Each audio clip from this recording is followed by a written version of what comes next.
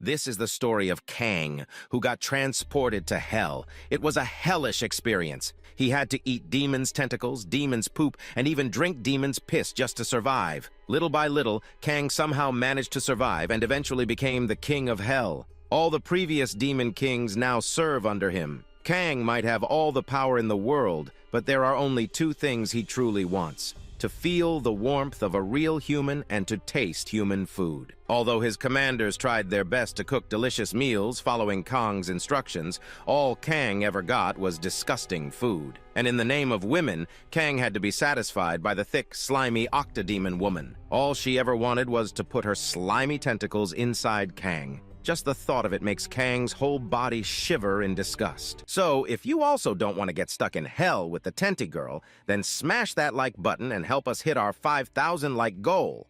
And if you're new here, make sure to subscribe. Now, let's continue. For 100 years, Kang studied and studied with the hope of going back to Earth, and one day he succeeded. He opened a portal to Earth. As the portal started opening, every demon began to cry, thinking that Kang was just going for a vacation. The portal finally opened and Kang felt so happy that he was about to escape this horrible world. But just then, Lilith, the octodemon girl, started crying, begging Kang to return very soon. Seeing this, Kang felt disgusted and jumped inside the crack, showing his middle finger to all his demon buddies. But Kang did not reach Earth. Instead, he arrived at a mysterious place with a spherical ball floating in the air. As soon as Kang touched the surface of the ball, a weird alarm called the Giga System started to beep loudly. Suddenly, Kang got hit by a huge electric shock. Kang, using all his power, tried to resist the shock. After that, Kang's vision started to blur. When Kang opened his eyes again, he found himself lying in a green field.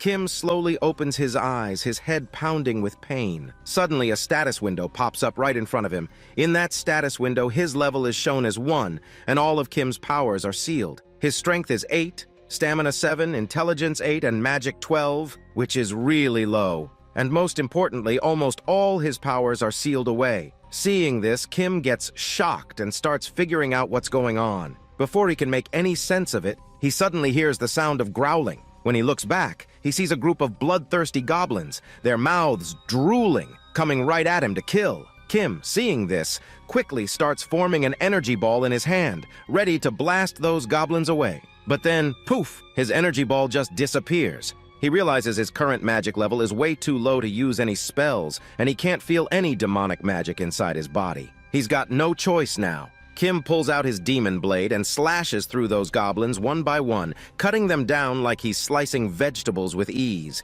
The leader of the goblins, a big purple one, charges at him, but Kim, without even breaking a sweat, slices it clean in half. After killing all the goblins, Kim stands there confused. He wonders, who the hell are these monsters? Then, a weird holographic window pops up, notifying Kim that he's gained experience points. The strangest part? He's now leveled up to level 4, and he feels a little stronger than before. Kim starts looking around at the mess he's made, goblins' bodies everywhere, some missing their heads, some torn apart with limbs scattered all over. He didn't understand where these goblins came from. Kim extends his hand and starts absorbing all the dead goblins using his power of gluttony. He has a lot of questions, thinking maybe if he absorbs these strange monsters, he might get some useful info. But all he gets is another notification telling him his magic stats increased by 2 points. Seeing this increase, Kim gets surprised. How the hell is there magic here? Magic only found in hell? He starts questioning, is this even Earth? Kim feels like he's losing his mind. He had stayed sane and survived 10,000 years only because of the hope that he'd one day return to Earth. But now it all feels like it's been for nothing. Before he could dive deeper into his thoughts, he hears a scream. And this scream? It's not a demon or monster, it's the voice of a human. Hearing this, Kim can't stop himself and immediately dashes toward the sound. After all, in 10,000 years, he's only seen demons. Kim doesn't care how ugly the human might look at this point. All he wants is for the human to have 2 eyes, 1 nose, and 1 mouth. Just the sight of that would feel like seeing a god. Kim even starts praying, hoping he won't see any more tentacles. Well, after everything he's been through, he's practically developed tentacle phobia. Just remembering those slimy tentacles wrapping around his entire body, going who knows where, makes Kim shiver uncontrollably once again. Now, back to the story. Kim reaches the source of the scream and sees a group of goblins, but he ignores them like the middle child of a family. His eyes are locked on one thing, the human trapped between the goblins. First of all, Kim checks out the girl completely. 2 eyes, 1 nose, and of course, milkers. Seeing there are no tentacles, Kim becomes overjoyed. He's so happy he starts crying, and still crying, he rushes toward the goblins. In his excitement, he gets so pumped up that he starts beating the goblins brutally one by one. In just a few seconds, he slaughters all of them. The girl, scared out of her mind, had her eyes closed tight. But hearing the strange sounds, she opens her eyes, noticing Kim slaying the goblins with absolute ease. In a matter of seconds, Kim had cleared out the entire group. He then extends his hand towards the girl. The girl, still in shock, says, "Thank you," and grabs his hand. As soon as Kim touches her hand, a strange, ticklish sensation runs through his entire body. It feels like he's in heaven. Kim just stands there, frozen, shaking. The girl introduces herself, saying her name is Juhi, but Kim, he's still not saying a word. Then out of nowhere, with pure excitement, Kim pulls Juhi close and proposes to her on the spot, asking, "Will you marry me?" This sudden question leaves Juhi absolutely stunned.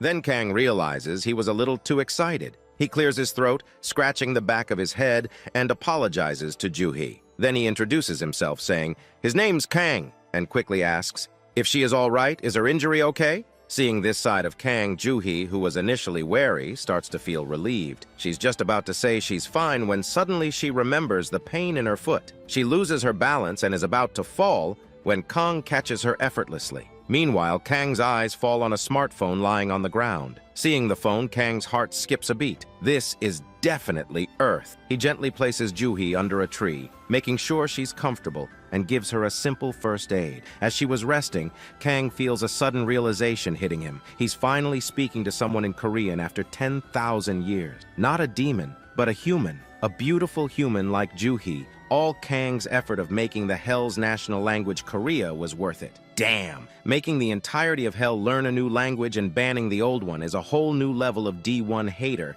Anyways, back to story. After that, Kang hands Juhi her phone back, and as he does, he catches a glimpse of the date on the screen. It's 2023. Kang's eyes widen in shock. He realizes it's only been 5 years since he disappeared from Earth, yet he spent 10,000 years in Hell. Nothing makes sense to him. He's a bit confused, but now he needs information, fast. So he tells Juhi to stay put under the tree and rest while he asks her some questions. Juhi starts talking about herself, saying she's an E-rank hunter who came alone to do solo hunting. Party, hunting, player, these are all new words for Kang. He doesn't understand half of what Juhi is saying. Then, Kang asks her directly, "What's your level?" Juhi replies casually, "I'm level 6. Kang realizes with a bit of shock that her level is higher than his. He instinctively leans closer, feeling a bit curious. But Juhi gets startled and jumps up in fear. However, her leg isn't healed yet and she stumbles once again. Kang grabs her hand, steadying her, and reassures her, "I'll help you." Juhi, feeling a mix of nervousness and shyness, blushes slightly as Kang holds her hand. Together, hand in hand, they start making their way out of the dungeon. As they approach the dungeon gate, Juhi explains they can return to Earth through here. Hearing this, Kang realizes that they were not on Earth this whole time. They were somewhere else entirely. Now, they're heading back to Earth. As they step through the gate, they find themselves back on Earth. The moment Kang steps out, he sees a sea of people everywhere. His eyes fill with tears. He's so happy that he starts crying uncontrollably. Juhi looks at him, puzzled, not understanding why Kang is crying so much. After a few moments, Juhi shyly bows her head, playing with her hair nervously. She looks up at Kang and, blushing slightly, asks, "If it's all right with Kang, would Kang like to come to her place for lunch?" Juhi's face is flushed with embarrassment, but hearing this, Kang's face turns redder than hers. In Kang's eyes, Juhi looks like an angel. Well, it looks like, after 10,000 years of virginity, Kang is about to graduate from his eternal loneliness. Kang is lost in this blissful moment, but before he can savor it, 2 policemen approach them. They ask Kang for his ID card. Juhi quickly shows them her ID, but one of the officers turns to Kang and demands his ID as well. Kang, realizing he has no ID to show, smirks and raises his middle finger. In an instant, he activates his demon eye and hypnotizes the officer. The officer's eyes go wide, and behind him, a horrifying creature with a long tongue and a grotesque face appears, putting its hands over the officer's eyes. Kang, still smirking, makes the officer believe he's shown him a valid ID card. After that, both officers leave, completely dazed and confused. Kang and Juhi continue walking, making their way to her apartment. As they enter her building, Kang's emotions start to overwhelm him. Climbing the narrow stairway, touching the cold railing, and looking through a dusty window, these small, mundane things bring a flood of memories. For the first time in forever, he feels like he's truly back on Earth. He never expected that the very first thing he'd do after returning would be going to a girl's room for lunch. Kang can't help but think, from here on out, a bright and positive future awaits me. But does it really?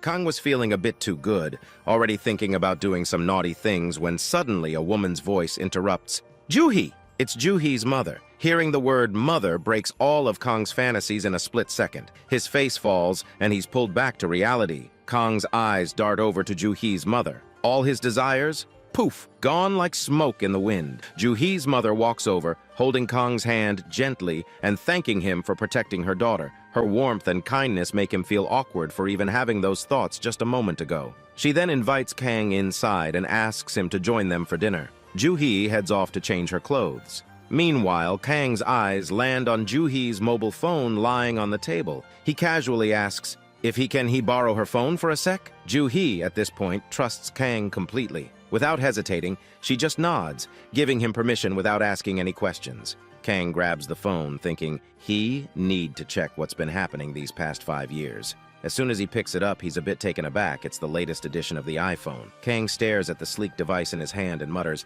"Damn, Earth really moved fast with tech while I was stuck in hell." He can't help but shake his head, amazed at how much the world has changed in such a short time. Kang scrolls through the phone, searching for news. He quickly discovers something shocking. 5 years ago, strange gates started opening all over the world, and monsters began pouring out. In response, humanity formed hunter organizations to fight off these monsters. As he digs deeper, Kang finds out that the very first gate appeared on February 22nd, 2018, the exact same day he was dragged into hell. Kang's mind races. He's slowly piecing it together now. His transfer to hell and the appearance of these gates on Earth, they must be connected somehow. Before he can search any further, Juhi's mother sets a steaming pot of kimchi stew on the table. The aroma hits Kang's nose and his eyes go wide open. It's kimchi, his favorite dish. Kang hesitates, almost in disbelief. He gently dips his spoon into the kimchi stew, scooping up a small piece of tofu. He takes a bite, and as the flavors explode in his mouth, the salty, spicy, veggie goodness,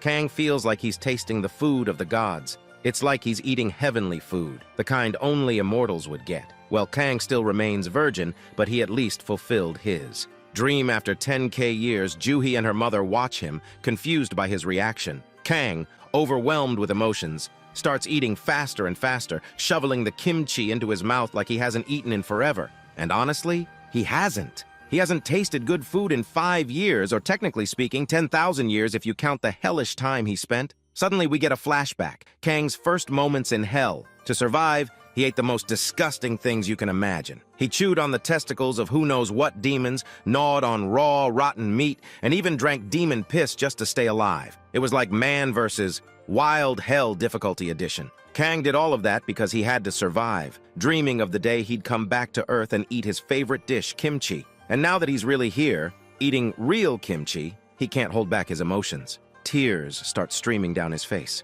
He's crying while eating, savoring every single bite. Juhi watches him, worried. "Kang, what happened? Are you okay?" she asks gently. Kang, swallowing another spoonful, just looks at her with teary eyes and says, "Thank you. Thank you for this delicious food." Juhi and her mother exchange confused looks. They don't understand why he's so grateful for just an ordinary kimchi stew. But seeing Kang so happy, Juhi smiles and decides to offer him more. She gets up, bringing an extra bowl from the kitchen, piling it high with more kimchi, and sets it in front of him. "Here, Kang, eat as much as you want," she says, smiling warmly. Kang's still enjoying his meal, lost in the taste, when suddenly, bam! The back door gets smashed open with a loud crash. A mysterious boy bursts into the room, looking furious. He starts cursing. "Where the hell is that bitch, Juhi?" Kang's hand freezes mid-bite, his eyes narrowing as he looks up, ready for whatever's coming next. "Well, we can say R.I.P. to whoever broke the door." The blonde guy barges into Juhi's house, his face twisted with rage.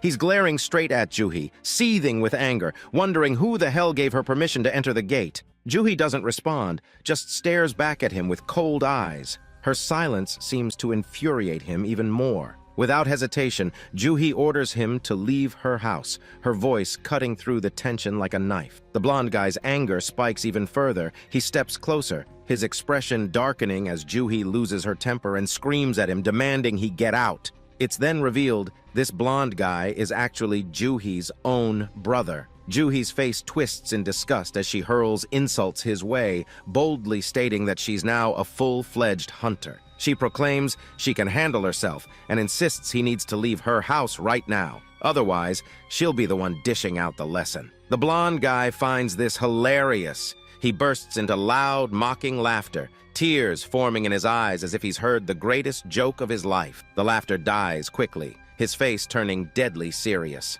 He slams his fist into the wall right next to Juhi's head, showing his frustration. He sneers, ridiculing her, reminding her that she's nothing more than a low-level E-rank hunter. He's baffled that Juhi would even dare to call herself a hunter, given her rank. Juhi's mother, witnessing this aggressive display, looks terrified, her hands trembling. Juhi, stepping in front of her mom, firmly warns her brother not to come near their mother. She threatens that if he does, she won't let it slide. Her brother, with a look of pure disdain, turns his gaze to their mother. He sneers and spits out hateful words, calling her a useless piece of trash. He bitterly blames her for their father's early death and for never earning enough, making him feel deprived his whole life. The resentment drips from his words, laced with venom. Hearing this, Juhi's anger surges. She lashes out, accusing her brother, saying that all their problems stemmed from him, not their mother. But before Juhi can say another word, her brother grabs her by the wrist with a strong, unyielding grip.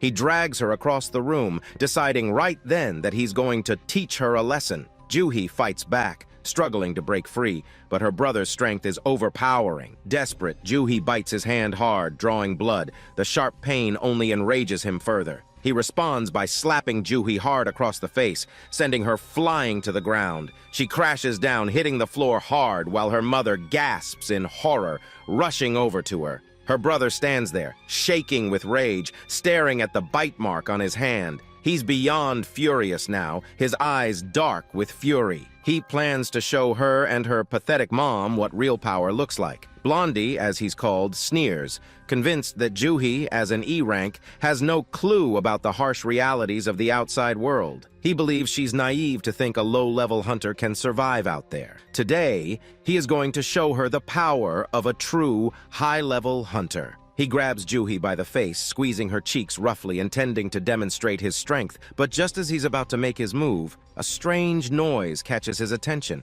He pauses, turning around, only to see Kang casually sitting on a bench, munching away on a bowl of kimchi. Kang seems completely unbothered by the chaos unfolding around him, focused solely on enjoying his food. The sight throws Blondie off. He releases Juhi, his focus now shifting to this mysterious stranger. He marches over to Kang, glaring down at him. He scoffs, mocking Juhi for bringing a beggar into her house, clearly irritated that this guy is just sitting there eating without a care in the world. Blondie steps right in front of Kang, but Kang doesn't even look up. He's too busy savoring the kimchi. This blatant disregard pushes Blondie over the edge. He kicks the table hard, sending everything flying. In Kang's mind, it all happens in slow motion. The kimchi he loves so much, soaring through the air. Juhi's face turns pale. She thinks her brother might actually hurt Kang next. Blondie, satisfied, crushes the fallen kimchi under his foot, grinding it into the floor. Kang watches, his expression frozen as his favorite food is destroyed right in front of his eyes.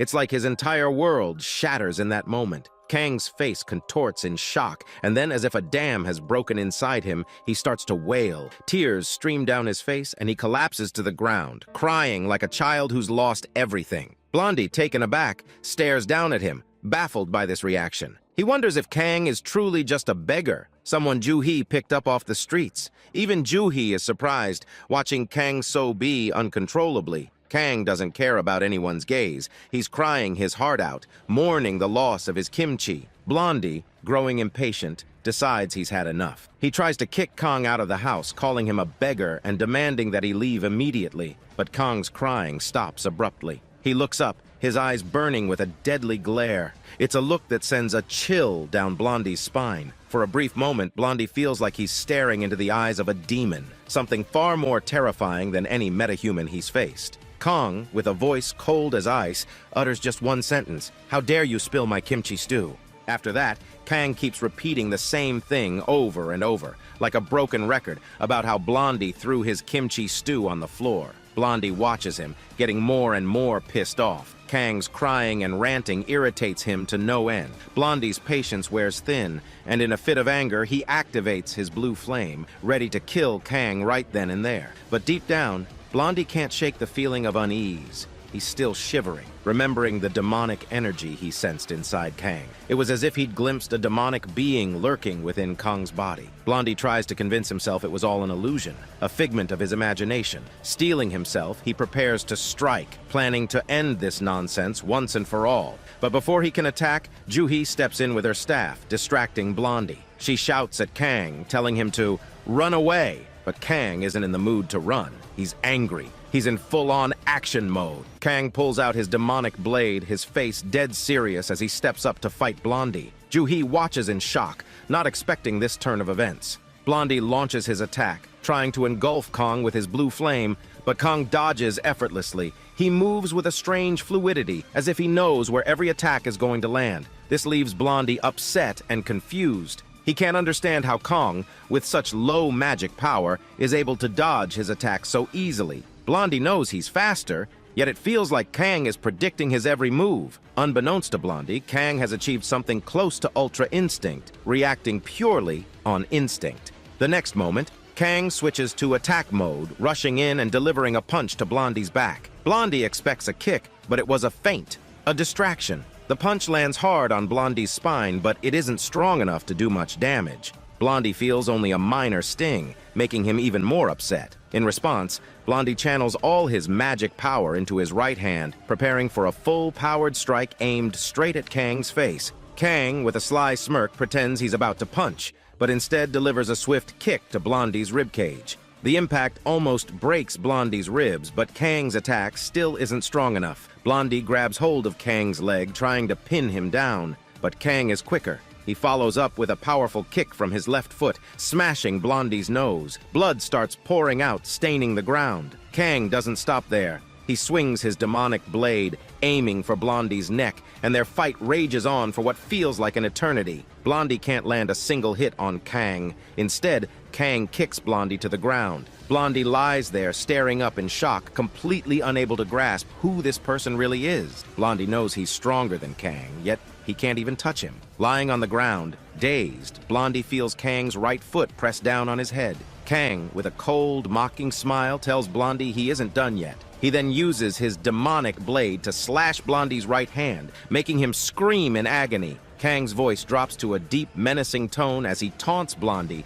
telling him not to cry like a child. He assures Blondie that this show is far from over and that he'll have to pay for ruining Kang's precious kimchi stew. Blondie, confused and bewildered, finally blurts out, asking why Kang is getting so angry over a small, useless dish like kimchi stew. Hearing the word useless, Kang's face contorts with even more anger. He grabs Blondie by the hair, yanking his head back violently. With a look of pure psychosis, Kang glares at Blondie and declares that the kimchi stew is not useless at all. Blondie's eyes widen in horror, finally realizing that Kang is a true psychopath. He knows common sense won't work on someone like this. He tries to apologize, sensing the danger he's in. But before he can get the words out, Kang slams Blondie's face into the floor. Kang snarls, telling him that kimchi is not a small, useless dish. He smashes Blondie's head into the ground again, making his face swell up. Blondie is on the verge of fainting, his nose completely broken.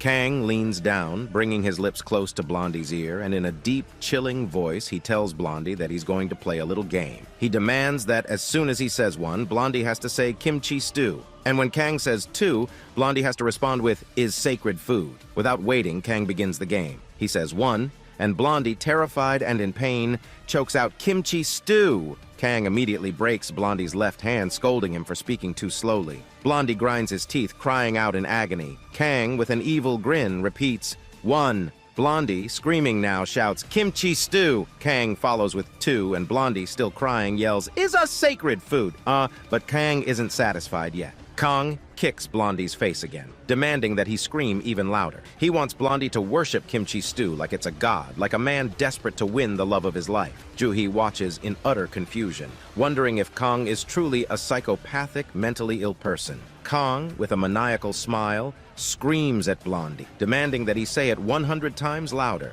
that kimchi stew is sacred food. And just like that, for the next hour, Kang forces Blondie to repeat it over and over. By the time Blondie has said it more than 100 times, he's drenched in sweat, almost all the water in his body gone. He's screamed so loudly that his teeth start to crack. Finally, after what feels like an eternity, Kang, looking satisfied, gets up from the ground. He pulls the demonic blade out of Blondie's hand and, with a final smirk, tells him, "From today onwards, don't you dare call kimchi stew useless." On the other hand, Blondie lies on the ground, completely drained of energy, his body trembling. He's left wondering what the hell is wrong with this crazy bastard.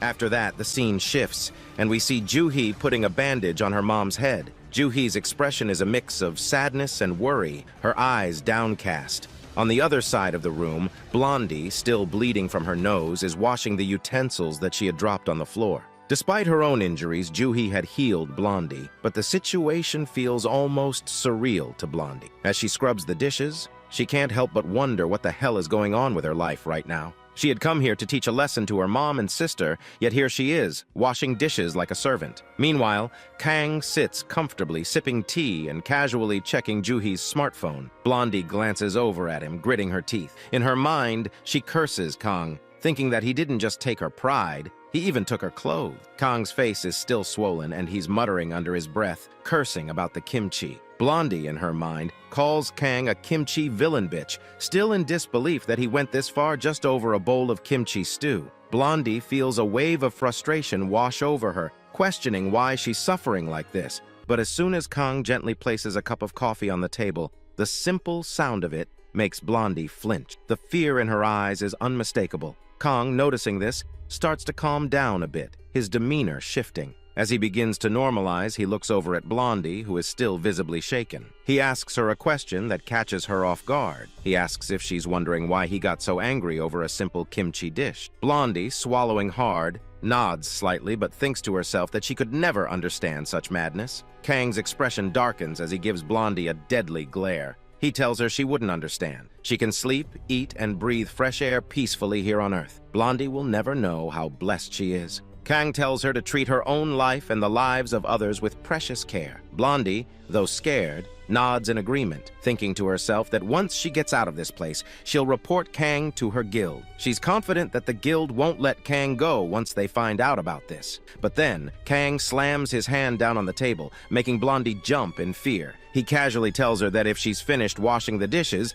she should come over to him. Blondie hesitates, her heart pounding, but she eventually shuffles over, standing in front of Kang like a scolded child. Kang stares her down and coldly tells her he doesn't see any reason to let her live. Blondie already knows this, and it's clear to both of them that she's not someone who can do good for the world. Blondie understands that Kang is about to kill her. Before she can react, Kang grabs Blondie's clothes, pulling her close. With bloodthirsty eyes, he tells her not to worry because he's not going to kill her. He's sparing her only because she's Joo-hee's sister. He won't kill her just yet. As he says this, Kang's demonic eyes glow with a psychopathic, creepy smile spread across his face. Suddenly, Blondie finds herself trapped in a strange illusion realm. In this realm, a giant horseman appears before Blondie with 3 eyes glaring at her menacingly. The creature is genuinely creepy, sending chills down her spine. The horseman grabs Blondie with his huge hands and starts crushing her. Every bone in Blondie's body snaps and breaks, but then she heals instantly, only to have the process repeated over and over again. It feels like an eternity of torture, but in reality, only 5-10 seconds have passed. It's as if Kang has the power of Itachi's Mangekyu Sharingan, trapping her in a nightmarish loop. Blondie's mind shatters from the experience. She's so terrified that she pisses her pants. Kang calmly explains that this spell will leave Blondie's mental state so shaken that he won't be able to tell anyone about what happened here. Anytime she tries to recall the incident, sheer terror will paralyze him, making him unable to speak of it. The scene cuts back, and we see Blondie's pants still wet. Like a soulless zombie, he slowly stumbles away, his eyes blank. Juhi watches her leave, but shows no concern for her brother's mental state. She only keeps her eyes on Kong, thinking that Kong has saved her life once again. Meanwhile, Kong, while scrolling through Juhi's phone, suddenly realizes he's screwed. He remembers that he's an orphan with barely any money from the start, and now that the world has changed so much, he needs to find a way to earn money. Kong's thoughts spiral as he tries to come up with a plan. Juhi, standing behind him, continues to admire Kong's strength. Kong's attention shifts as he notices a magic stone on the table. An idea sparks in his mind, and he calls Juhi over. He asks if she has a magic crystal. Juhi hands him an E-grade magic crystal from her bag, explaining that it came from the goblin Kong had killed earlier. Kong takes the crystal, examining it closely. He tries to absorb the magic inside, focusing intently. Kong had read on Juhi's phone that the darker the magic stone, the more powerful it is, with more magic stored inside. However, despite his efforts, Kong can't feel any familiar magic from the crystal. He senses some energy, but it's not the type of demonic magic he's used to. When Kang absorbed the goblin's soul, his own magic increased, leading him to conclude that the magic inside the crystal is a form of white magic. He realizes that since he hails from the demonic realm, his own magic is demonic energy. Kang figures out that if he absorbs the souls of the goblins, he can tap into his full power. The white magic inside the crystal, however, is something entirely different. Kong wonders how he might use this white magic. If he could harness both white and dark magic, he imagines how strong he could become. After thinking it over, Kong hands the crystal back to Juhi, realizing that if he wants to get stronger, he needs to go into the dungeon. And to do that, he needs an identity card. He asks Juhi if there's a place nearby where he can get one, explaining that his old ID card is lost. Juhi tells him there's a hunter association nearby where he can get a new ID card, and she's heading there too. She offers to take him along. Juhi then reflects on her own mistake. She remembers how, after her E-rank awakening, she rushed straight into a dungeon without any proper training, a reckless and stupid decision. If Kang hadn't been there, she wouldn't be alive now. She vows to become stronger before entering a dungeon again.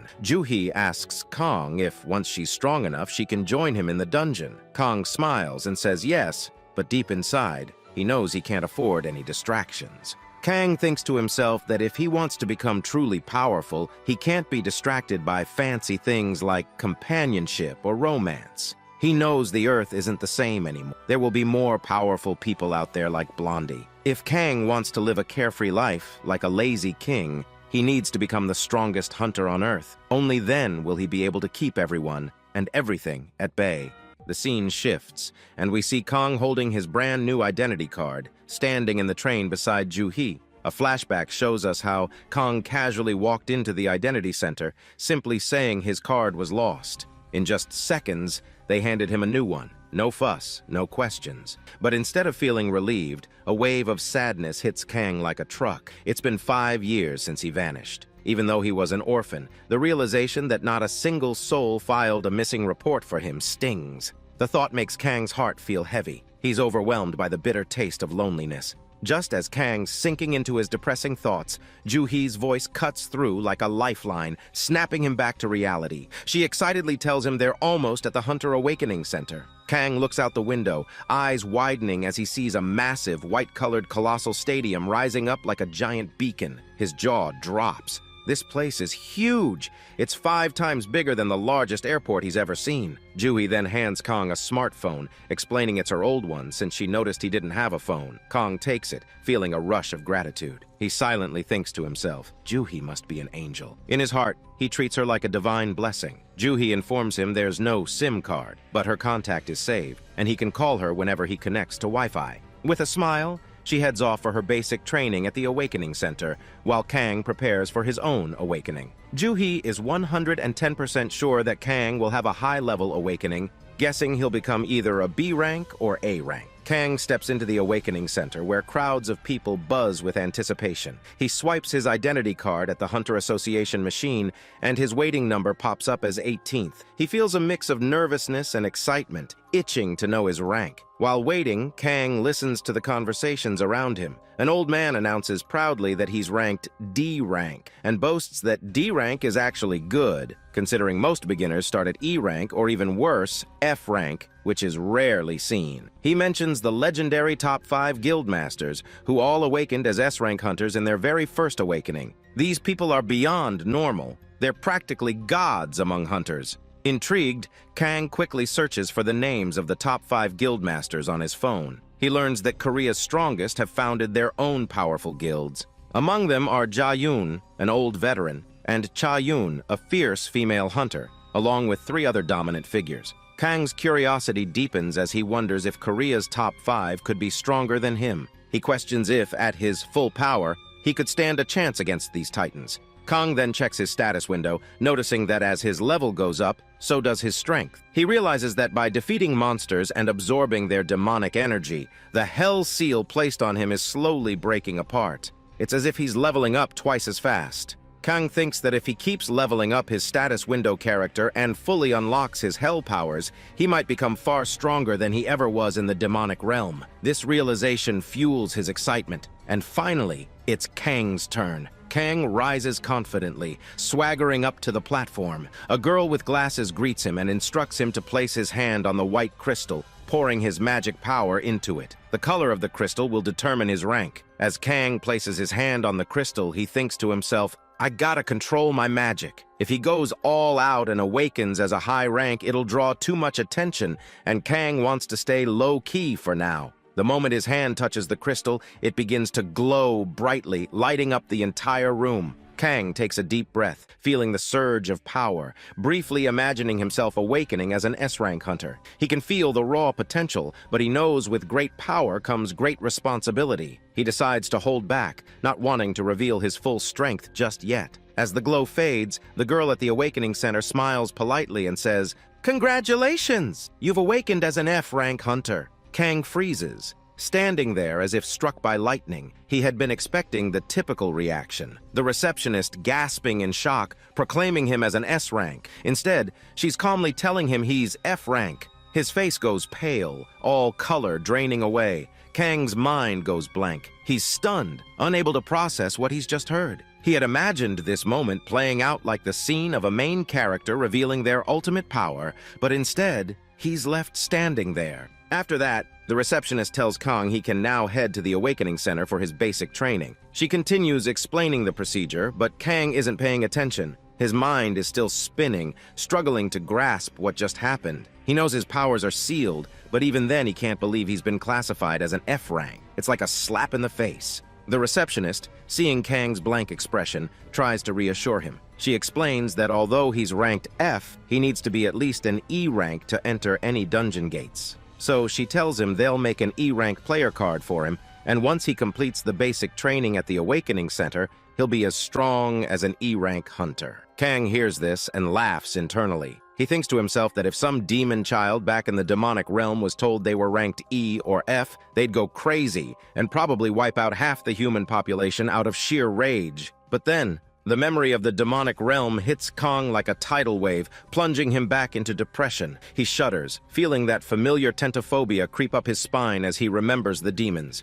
especially the tentacle girl. Kang quickly snaps back and asks the receptionist what he needs to do to increase his rank. The receptionist explains that after completing the basic training, he'll immediately be upgraded to E rank. Then he can enter the dungeon, and the more magic crystals he collects, the faster his rank will rise. Finally, he'll need to take a combat test to move up the ranks. Hearing this, Kang stands up abruptly, ready to leave. He tells the receptionist he's heard enough and demands his E-rank hunter card so he can head straight to the dungeon. The receptionist watches him, feeling a pang of sympathy. She assumes Kang must be devastated to learn he's only F-rank, probably thinking he wouldn't survive in a dungeon alone. But just as she's thinking this, a black bubble appears inside the magic crystal, turning the previously white crystal a deep, inky black. The receptionist's eyes widen in shock as the magic crystal within BAM broke into pieces. She's never seen anything like this before. The crystal has never turned dark black or dark blue. The strongest color ever recorded was red, indicating an S rank. Confused, the receptionist assumes the magic crystal must be broken.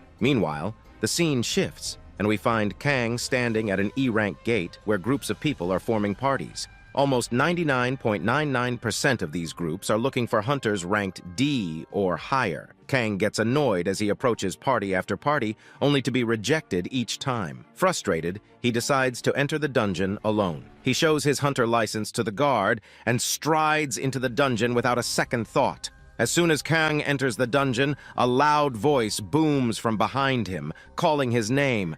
Kang turns around and finds himself face to face with a massive mountain-like figure towering over him. At first, Kang thinks it's some kind of bear monster, but then realizes it's actually a human, a huge, mountain-like man. The giant figure looks down at Kang, asking if he plans to hunt alone. Kang, unfazed, nods and confirms that he's here solo. The mountain-like man, curious, asks if Kang has completed his second awakening yet. Kang shakes his head, saying he hasn't done it yet. Hearing this, the giant man's party members look shocked, whispering among themselves. They're surprised that Kang hasn't completed his second awakening yet, which means he's likely below level 10. They quickly dismiss him, saying they don't want a weakling like Kang on their team. Kang smirks, thinking it's amusing that they assume a low-ranked hunter like him wouldn't be useful. But the giant man steps forward, introducing himself as Tai So, and insists that it's his duty to help weaker hunters. Kang feels a rare moment of appreciation, smiling back at Tai So. He thinks this guy genuinely wants to help,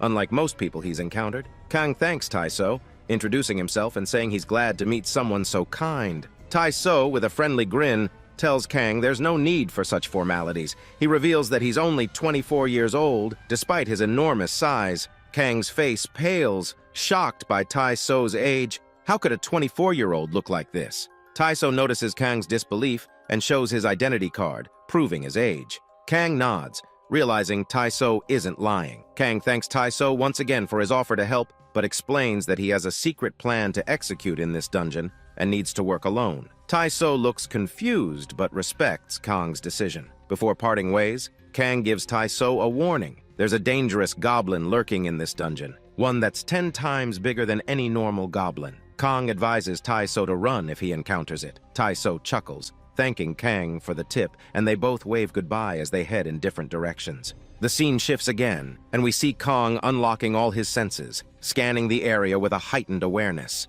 In just seconds, he locates the goblin village where hundreds of goblins are gathered. Wasting no time, Kang leaps forward, heading straight into the heart of the goblin village. After that, Kang leaps into the air, buzzing with excitement, his demonic blade flashing as he slashes through the goblins effortlessly. The goblins barely have time to react. They don't even know what hit them. One moment they're standing tall, and the next, they're sliced apart. The warrior goblins stand there in shock, their mouths hanging open, unable to comprehend what just happened. Kang flashes a smile, a twisted, psychopathic grin, as he revels in the thrill of the slaughter. He's enjoying every second of it. The goblins, on the other hand, are boiling with rage, but their anger is useless here. Kang, like a hot knife through butter, slaughters the goblins one after another, not giving them a chance to retaliate. In a matter of seconds, he's painted the ground red. The brutality of the scene leaves the remaining goblins shivering with fear. They're so terrified that they don't even attempt to attack anymore.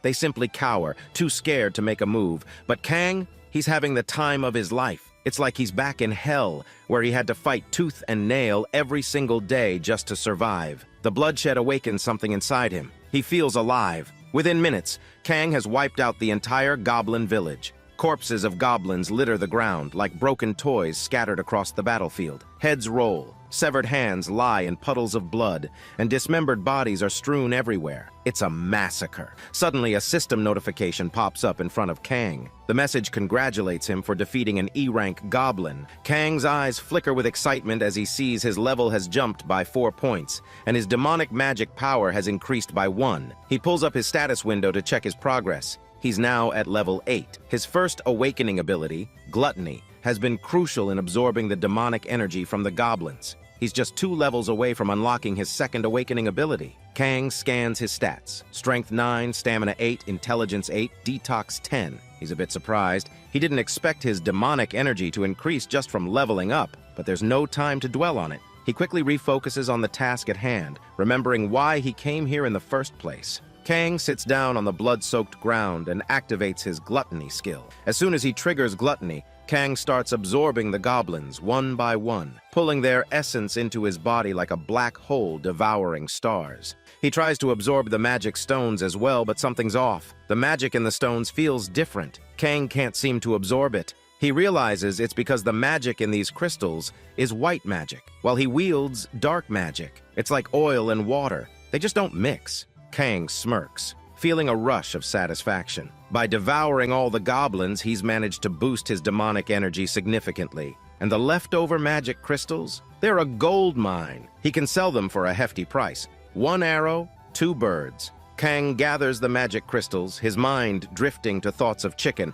Not just any chicken, but a delicious meal shared with Juhi. He smiles, almost tasting the crispy skin and tender meat as he stuffs the crystals into his bag. Just as he finishes, a deafening roar echoes from behind him. Kang spins around, his eyes narrowing as he spots a massive, mountain-like monster charging straight at him. It's a beast unlike any he's faced before, towering and covered in thick, rough skin, with feet the size of tree trunks and a face twisted in rage. Kang immediately notices the huge meat chopper clutched in the beast's hand, gleaming with a wicked edge. But there's something else, something that makes Kang pause for a second. This monster isn't just a mindless brute. It's using magic, and not just any magic, white magic. Kang's eyes widen in surprise. Up until now, he hasn't seen any goblins or monsters using magic, let alone white magic. The realization sends a thrill through him. The beast doesn't waste any time. It lunges forward, swinging its giant chopper, aiming to slice Kang in half. The ground shakes with each step as it barrels toward him, its eyes locked onto Kang like a predator zeroing in on its prey. The sheer force of its movement sends a gust of wind whipping past Kang's face. Kang tightens his grip on his demonic blade, a smile curling at the edge of his lips. This crazy beast wants a fight, huh? Kang thinks to himself. He steps back, readying himself for the clash. This isn't just any ordinary monster. It's a powerful foe, and Kang can feel his blood pumping with excitement. It's time to show this beast that it picked the wrong person to mess with. Although Kang was surprised to see that a monster could manipulate magic power, he didn't hesitate. He was ready to face this massive beast. With a quick flick of his wrist, Kang activates his demonic blade, channeling his demonic magic into it. He immediately locks eyes on the hobgoblin, analyzing its magic power. Kang can sense that his own demonic power is far superior to the hobgoblin's white magic. But there's a problem. Because his powers are still sealed, the hobgoblin's raw, destructive force outmatches Kang's current strength. He knows that if a single hit from that huge meat chopper lands, it could be game over for him. Kang's body is weakened, but his instincts are sharper than ever. The hobgoblin swings its massive chopper, aiming to split Kang in two. Kang dodges, barely escaping the blade's edge by a hair's breadth. The hobgoblin roars and swings again, the sheer force of its attack splitting the air. Kang, reacting swiftly, tries to block the blow by gripping his demonic blade with both hands. The impact is immense. Kang's arms tremble under the weight, confirming his suspicion. The hobgoblin's physical strength is greater than his. But Kang isn't one to give up easily. He comes up with a plan on the fly. He tilts his body to the left, deflecting the meat chopper downward into the ground. The hobgoblin stumbles, slightly off balance, and Kang seizes the moment. He lunges forward, slashing at the hobgoblin's armor with his demonic blade. A small scratch appears, but it's clear. It's not enough. Kang realizes that normal attacks won't cut it against this beast. The hobgoblin snarls, swinging wildly at Kang, but Kang's 10,000 years of battle experience in hell allow him to dodge each strike with finesse. Still, Kang knows he can't keep this up forever. His stamina is waning, and the hobgoblin's attacks are getting faster and stronger. Kang finds himself cornered in front of a large tree. The hobgoblin brings its chopper down in a crushing blow, slicing the tree clean in half. Kang, thinking fast, spots a goblin skull lying nearby. He picks it up and hurls it behind the hobgoblin. The skull lands with a hollow thud, and the hobgoblin turns its head, clearly confused. Kang's eyes light up. This was the distraction he needed. He mutters a demonic enchantment under his breath, dashing towards the hobgoblin with lightning speed. He grabs the hobgoblin by the chest and releases a demonic spell, aiming to weaken the beast. For a moment, nothing happens. Kang frowned, thinking the spell failed. But then the hobgoblin starts screaming. Its body begins to swell, muscles bulging as its size doubles in an instant. The hobgoblin roars, becoming 3 times stronger than before. With a single swing of its meat chopper, the hobgoblin slices through the entire forest behind it like a hot knife through butter. Trees are obliterated in seconds, shattered to pieces. Kang's eyes widen in excitement. He's never used this skill before.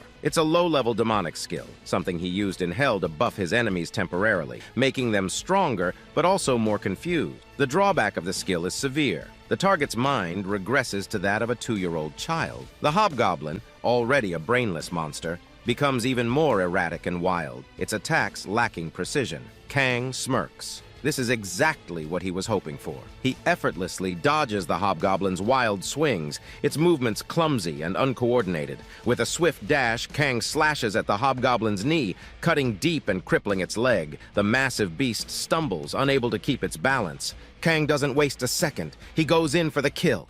In one fluid motion, Kang drives his demonic blade straight into the hobgoblin's chest, piercing its heart. The hobgoblin's eyes go wide, and it lets out a final guttural scream before collapsing to the ground with a thud.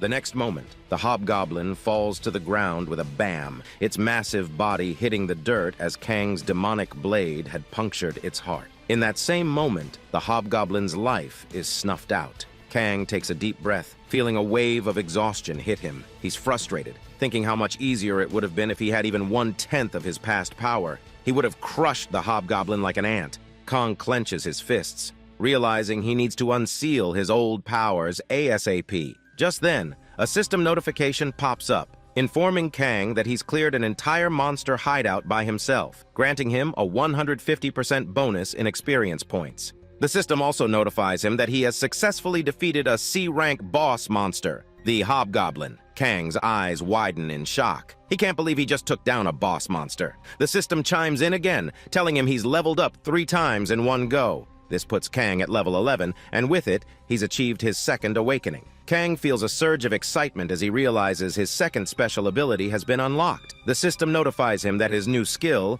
Unstable Hunger, has been activated. This ability allows Kang to absorb even more demonic energy when using gluttony. Kang's face lights up. He's thrilled. Although Unstable Hunger isn't a high-tier skill, it has a unique perk. It lets him absorb double the demonic energy. Kang grins, knowing this will make him even stronger. If he can leverage the benefits of being a player, he's confident he'll get stronger at an insane speed. Kang wastes no time. He activates his gluttony skill and starts absorbing the body of the hobgoblin. As the corpse dissolves into dark energy, Kang taps into his Unstable Hunger ability. The result? He absorbs double the usual demonic energy. The system pops up again, notifying him that his demonic energy stat has increased by 3 points, bringing his total up to 19 points. Kang feels a rush of joy, his grin widening. With a deep breath, Kang closes his eyes and channels his demonic energy, eager to see just how powerful he's become after absorbing so much. But as soon as he taps into his power, he feels a shock run through him. He had expected his energy to be twice as strong as before, but instead, it feels like it's tripled in strength. This is good news, but it also leaves Kang feeling uneasy. The system shows 19 points of demonic energy, yet Kang can sense he's wielding far more power than that. Kang frowns, realizing there's an unknown spike in his power that might be dangerous. He needs to find out what caused this sudden surge. He closes his eyes again, concentrating deeply, and finds himself in a strange black liquid-like realm where the sky is a deep bloody red. This place is known as the Mira Demonic Gate. Kang's eyes narrow as he realizes something. The seal on his body has weakened. This is why he's able to access more demonic energy than before. Kang scratches his head, wondering what exactly caused the seal to loosen. What had he done to make the seal on his body weaken? He thinks back and realizes that the moment he unlocked his second awakening, the seal had started to crack. A psychopathic smile creeps across Kang's face as he starts laughing, his mind racing with possibilities. If he continues leveling up like this and quickly achieves his third and fourth awakenings, then maybe the seal will weaken even further. Kang grins with madness in his eyes. He's excited at the thought of accessing his old powers bit by bit. He picks up a magic crystal from the ground, still chuckling to himself, the laughter bubbling up from deep inside. The hunger for power, the craving to level up, it's all there in his eyes, a wild, manic glint that can't be hidden. The scene shifts, and we find Kang sitting in a cozy restaurant with Juhi, happily munching on a piece of chicken. He looks genuinely content, savoring the flavor as he takes a swig of cold beer. He lets out a sigh of pleasure, saying, "This is delicious! This is the best!" Juhi, watching him enjoy his meal, decides to tease him a little. She smirks and asks, "So Kang, tell me, what was better, the kimchi I made for you or this chicken?" Kang's face immediately scrunches up in confusion and worry. This was a tough question, way tougher than facing any demon lord. Both dishes are his favorites, and it's impossible to choose. Seeing him so flustered, Juhi bursts out laughing, saying she was just kidding. She adds, "Kang, you're really a funny guy." Kang breathes a sigh of relief and thanks Juhi as she hands him another piece of chicken. He digs in, savoring every bite, while Juhi watches him with a gentle smile. But then Juhi's expression shifts slightly. She leans in and, with a curious look, asks Kang if he has any friends or family. Kang pauses, lowering his gaze. He takes a deep gulp of beer, finishing it in one go, and quietly says that he has no friends or family. In fact, he doesn't even have a place to stay. Juhi's smile fades, replaced with a look of genuine concern. She asks Kang where he plans to sleep tonight. Kang shrugs, saying he hadn't thought about it. He figured he'd hit a dungeon, sell some magic crystals, and use the money to stay at a hotel. Juhi's face softens with sympathy, and she makes an offer that leaves Kang speechless. She tells him that if he has nowhere to go, he can stay at her place. Kang's mouth drops open in shock. "Are you serious?" he asks. Juhi nods with a kind smile, explaining that he's saved her life countless times.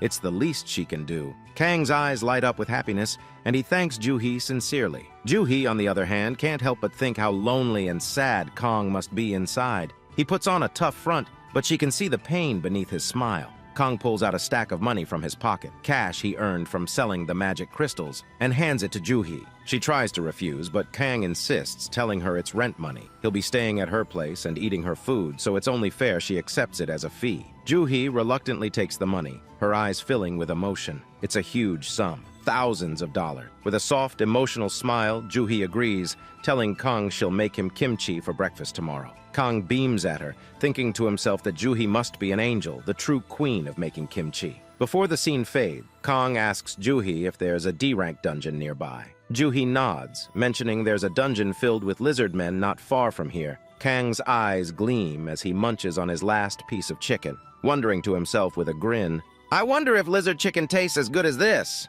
He scene shifts, and we see Juhi bringing Kang back to her house. She leads him to a room, mentioning that it once belonged to her brother, but since Kang killed him, he hasn't been back. So now, the room is free for Kang to use. Kang nods, liking the vibe of the room, and he thanks Juhi with a genuine smile. Juhi simply nods and steps out, leaving him alone. Kang turns off the lights, and as he lays down on the soft bed, he feels an overwhelming sense of relief. He can't even remember the last time he slept on something so comfortable. It's been 10,000 years of sleeping on hard, cold ground in hell, and this bed feels like heaven. Slowly, his eyes flutter shut, and for the first time in ages, Kang falls into a peaceful sleep, feeling a bit emotional. The scene cuts, and we now find Kang standing at the entrance of a dungeon gate. The place is bustling with activity, hunters everywhere looking for a healer and a tanker. Everyone's calling out for party members, but they're only asking for people above D rank. Kang notices a brown-haired hunter off to the side,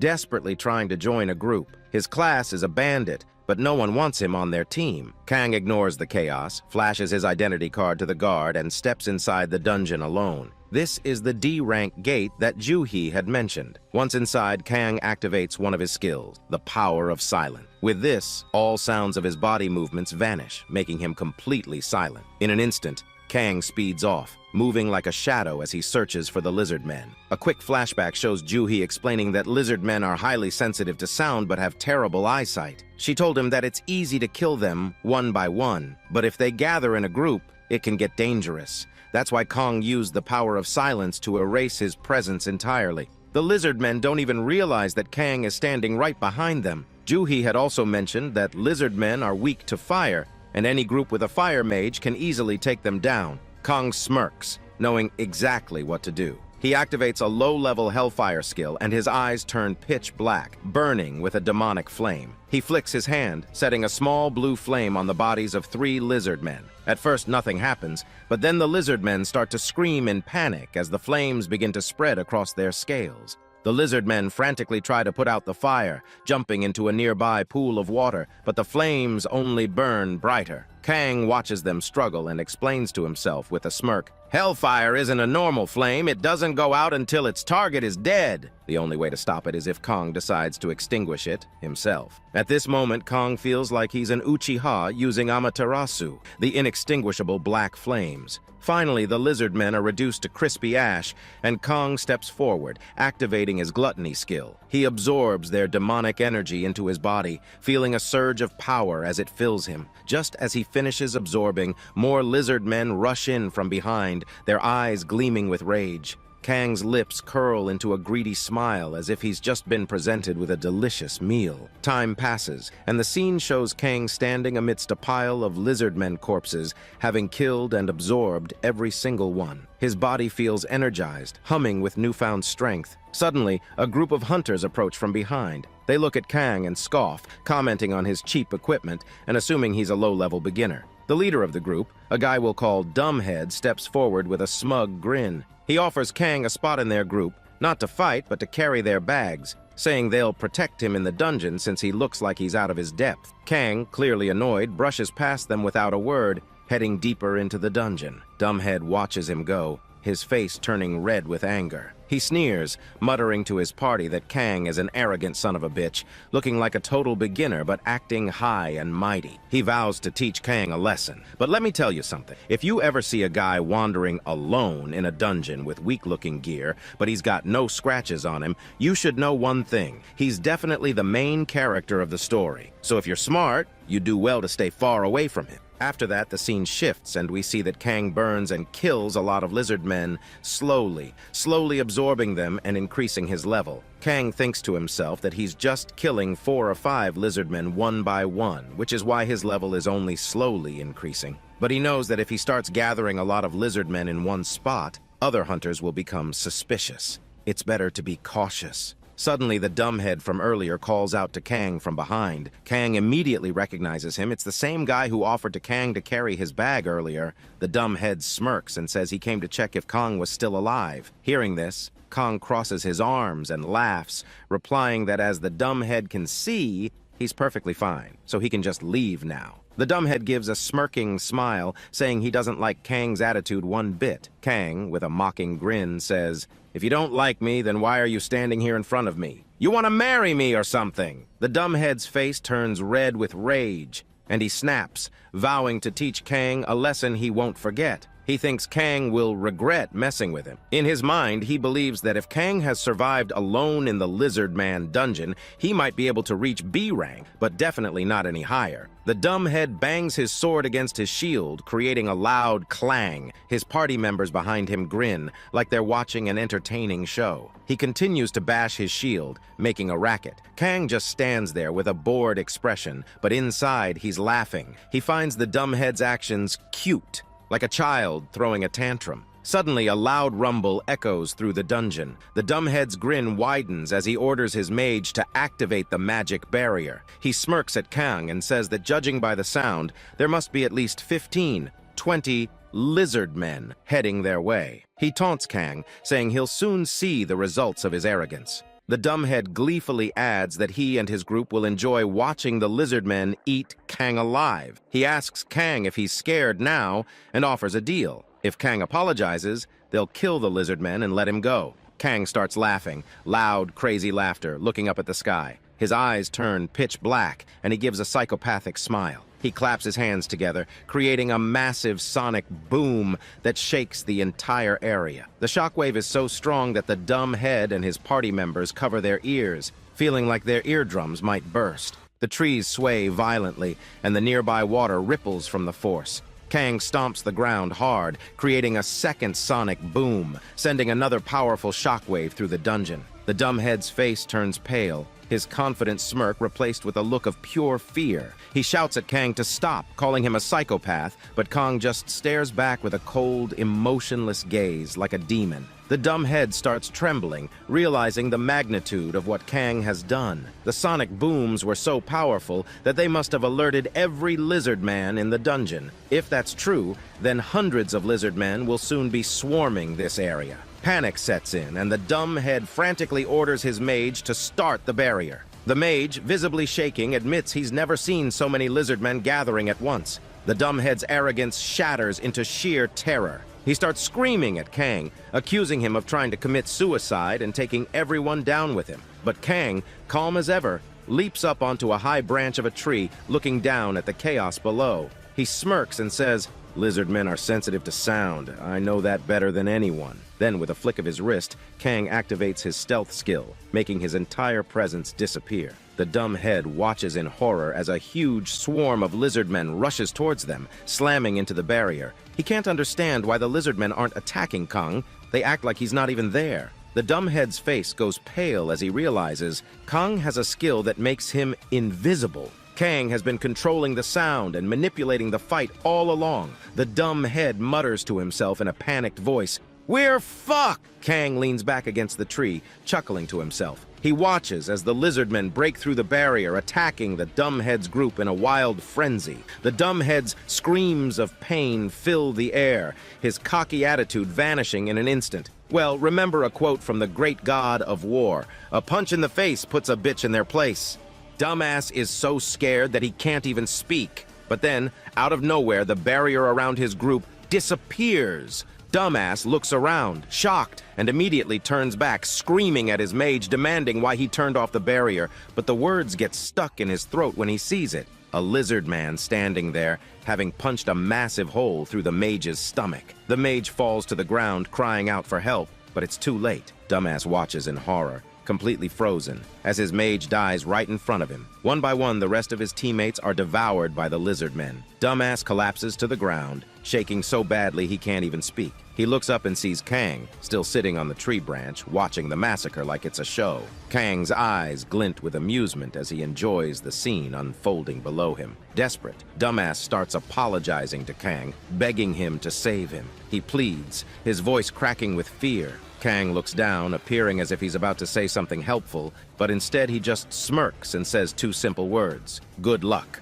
Dumbass's face twists with anger, and he screams at Kang, calling him a piece of trash, a demon. But before he can say anything else, a lizard man lunges at him, chewing him up raw. One lizard man bites off Dumbass's head, another rips apart his feet, and yet another chomps down on his little pee-pee. Kang watches the gruesome scene with a wide grin. He enjoys every bit of the violence, relishing the chaos. Time passes, and soon all the lizard men have finished feasting on Dumbass and his group. Kang descends from the tree, activating his Hellfire skill. The flames roar to life, and he burns all 200 to 300, maybe even 400 lizard men to a crisp. For Kang, this was like killing two birds with one stone. He cleared the dungeon and got rid of his enemies in one go. Once all the lizard men are reduced to ash, Kang activates his gluttony skill, absorbing their demonic energy into his body. He tries to absorb the remains of Dumbass and his group as well, but the system interrupts, notifying Kang that he can't use gluttony on players who are protected by the Giga system. Hearing the name Giga system,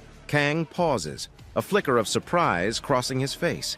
He remembers that when he descended from hell, the Giga system had given him an electric shock. He pieces it together. Maybe the Giga system is the reason his powers were sealed. Kang starts connecting the dots and realizes that every person on Earth has some kind of system, like a status window, allowing them to level up and gain powers. This Giga system seems to be the one protecting the player. Kang had his suspicions all along, but now it's confirmed. He can't absorb the abilities of these people because of the Giga system's protection. But Kang just shrugs it off. It doesn't matter. He's absorbed all the lizard men, and his demonic energy has increased to a whopping 30 points. Not only has the amount of his energy gone up, but the quality of it has also improved. Kang can now use a medium-level Hellfire. Feeling his newfound power coursing through him, Kang decides to leave the dungeon and level up some more. He picks up a magic crystal lying next to Dumbass's body, slips it into his bag, and walks away, muttering to himself with a grin that he's very excited for his third awakening. The scene shifts, and we see 3 days have passed. Kang is sitting at Juhi's house, chugging down a bucket of kimchi stew.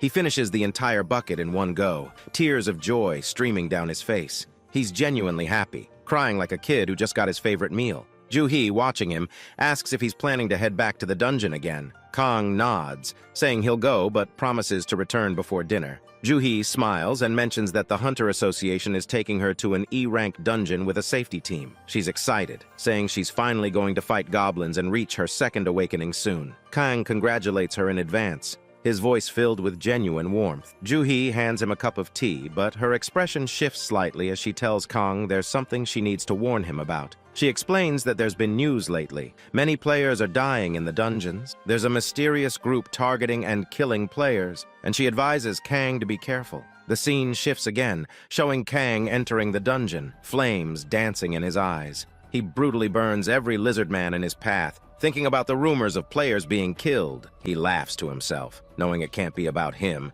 He didn't personally kill Dumbass's group. He merely used the lizard men to do it. Even if their bodies were found, it wouldn't look like a human did it. Besides, this rumor has been circulating for a while, so it clearly isn't about him. With that thought, Kang continues absorbing the demonic energy of countless lizardmen. Suddenly, the system notifies him that he's reached level 20, unlocking his second awakening. Kang feels a surge of power, his body tingling with the newfound magic. He activates his Hellfire, testing the limits of his magic. The flames roar to life, 3 times larger than before, their intense heat burning everything in their path. Kang grins, realizing his Hellfire has reached a mid-rank level far stronger than before. With a satisfied smirk, Kang's suspicion is confirmed. He figures out that every time he awakens, the seal of the Mirad Demon Gate weakens, allowing more demonic energy to leak through. This is why his powers are increasing at such an insane rate. Kang's eyes gleam with mad ambition. He thinks to himself that if he keeps leveling up and unlocking more awakenings, he'll eventually break the seal completely. And when that happens, he'll be able to access all of his past powers. Kang picks up another magic crystal from the ground, his heart pounding with excitement. He's ready for what's next, ready to unleash the full extent of his demonic abilities on this new world.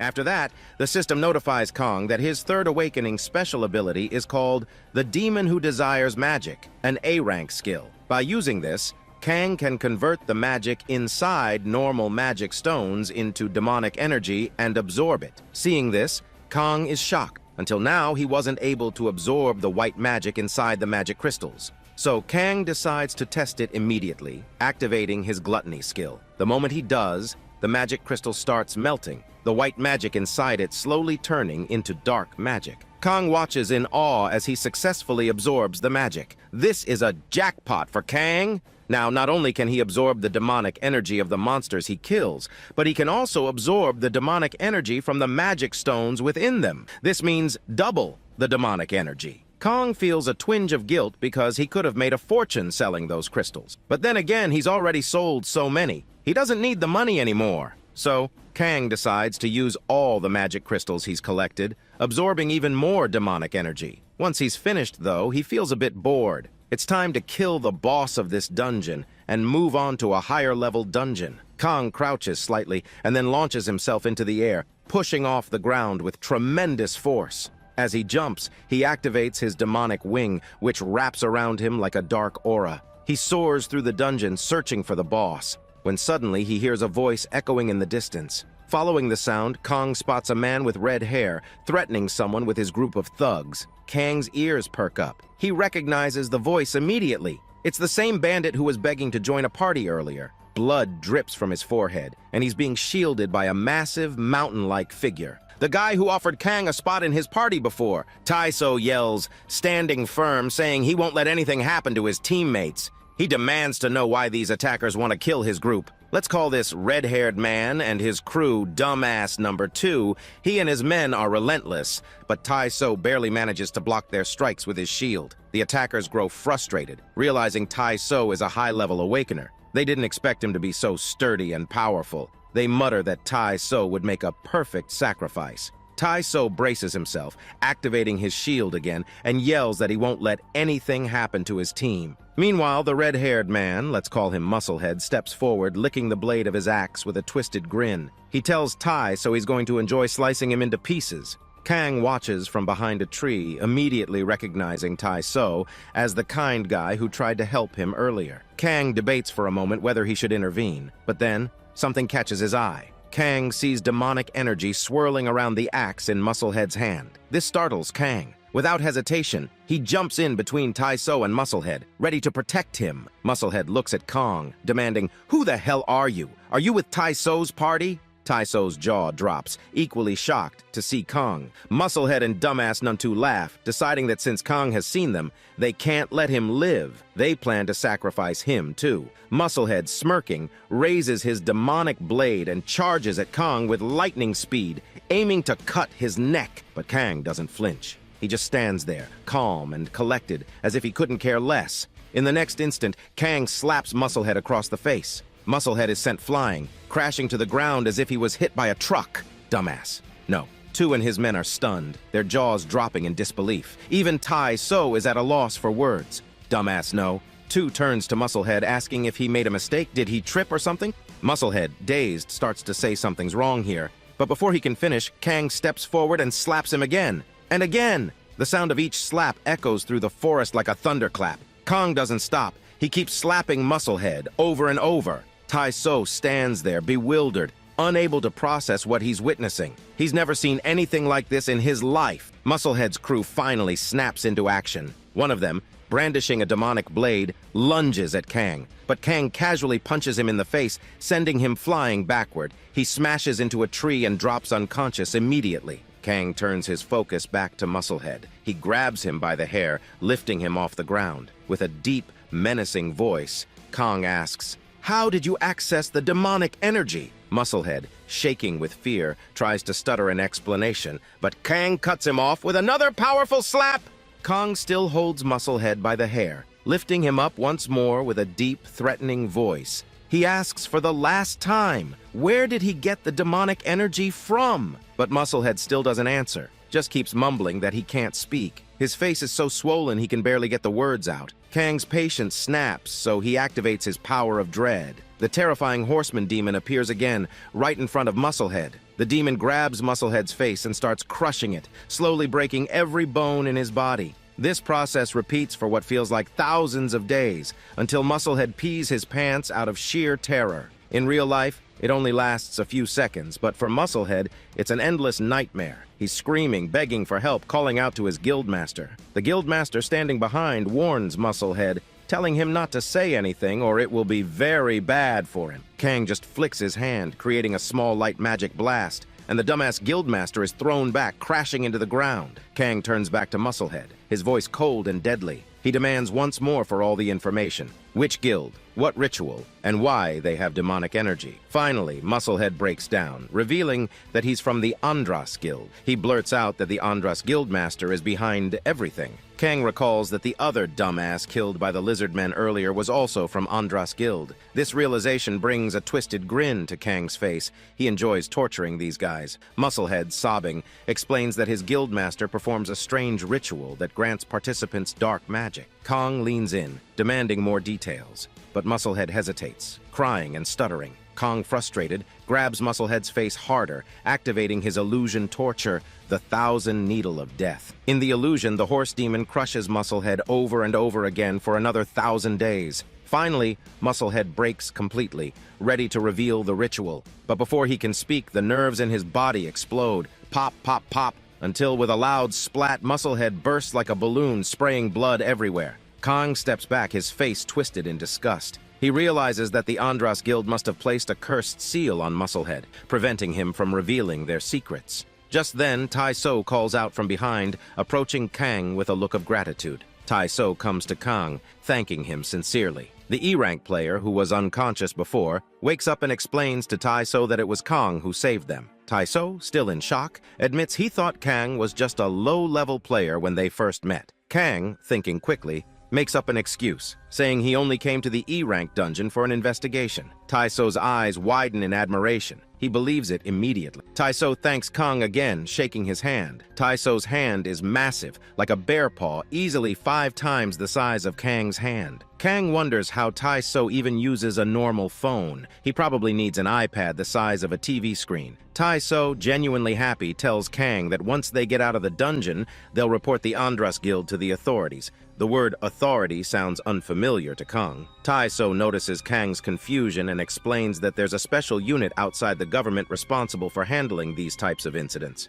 Kang pauses for a moment, then tells Tai So not to report this incident. He insists that he will handle it alone. Kang states that he will take down the Andras Guild by himself. Hearing this, Taiso bows his head to the ground, his eyes sparkling with admiration. Taiso thinks Kang is a man of great justice, believing he went to the low-level dungeon specifically to punish the evil Andras guild members. Taiso starts breathing heavily, like an excited bull. He loves people who are always driven by justice. Taiso says Kang is incredible. He bows deeply, saying that because of Kang's strong sense of justice, he now acknowledges Kang as his brother. From today onward, Taiso declares that Kang is his brother, and he will do anything for him. Kang looks at Taiso, and for a moment, he sees a familiar face. Balak. Taiso's enthusiasm, his loyalty, it's just like Balak. After that, the low-level hunter thanks Kang from the bottom of his ass. He's practically bowing, saying he will repay Kang 110% in the future. Kang then remembers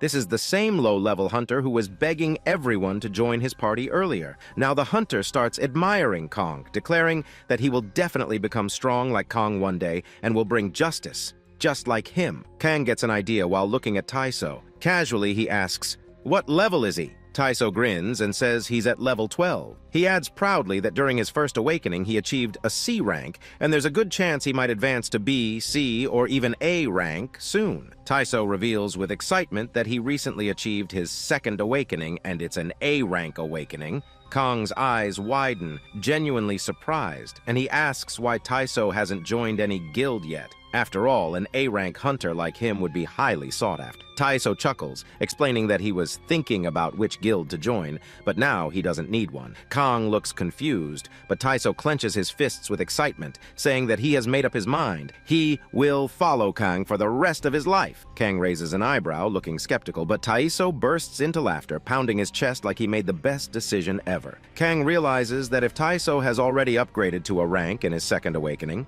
then with his third and fourth awakenings, he'll definitely become an S-rank hunter. Kang thinks about Juhi. She's close to achieving her second awakening too. Kang decides it's time to form a team with Taiso and Juhi. Taiso looks thrilled when he hears this. He pulls out his iPhone, which looks tiny in his massive hands, almost like a toy. Kang can't help but wonder, how does he even dial numbers with those fingers? Taiso hands over his number, and they exchange contact. Taiso is practically jumping with joy, saying that when Kang calls him, he'll come running in a second. With that, Taiso and the low-level hunter leave, looking like they're on cloud 9. The focus shifts back to Kang, who turns his attention to Dumbass, still lying there, unconscious. Kang grabs him by the neck, slamming him against a tree. Dumbass's eyes snap open, wide with shock. Kang looks down at him and says that if Dumbass tells him what he wants to know, Kang will let him go. He won't kill him, Dumbass, now fully aware and terrified, starts regaining his senses. Even Taiso, standing nearby, looks a bit scared of Kang's brutality. Dumbass finally admits that he is the vice leader of the Andras Guild. He explains that he was ordered to capture a high-level player in the dungeon.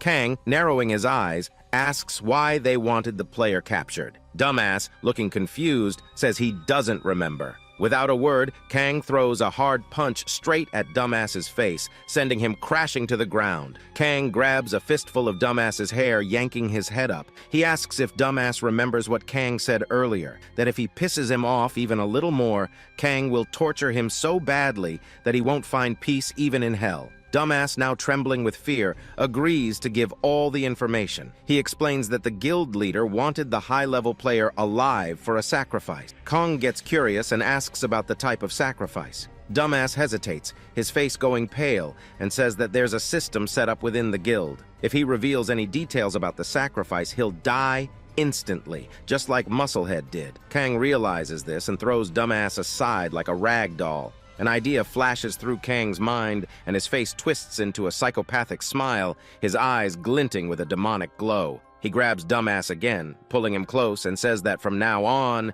he will have to do whatever Kang says. If he obeys Kang, then Kang will let him live. After that, the scene shifts, and we're shown a dark alley. Dumbass is dragging a suitcase, making his way through the alley where a bunch of rats are scurrying around. In the darkness, a creepy, white-haired man with long hair stands there holding a torch. He looks at Dumbass and asks, "Did you bring the sacrifice?" But as soon as he sees Dumbass's face, the white-haired man's eyes widen. He's surprised. He asks Dumbass, "How did you get such a big scar on your face? Weren't you just in a D-rank dungeon? You shouldn't have gotten hurt this badly there." Dumbass doesn't answer directly. Instead, he mutters that Musclehead is dead. Hearing this, the white-haired guy gets confused. He can't understand how Musclehead could have died in a D-rank gate. Dumbass explains, his voice shaking, that a high-level hunter showed up unexpectedly. That's why Musclehead died, and it's also why Dumbass ended up in this condition. But throughout the whole conversation, Dumbass is terrified. He can't even look the creepy white-haired man in the eye.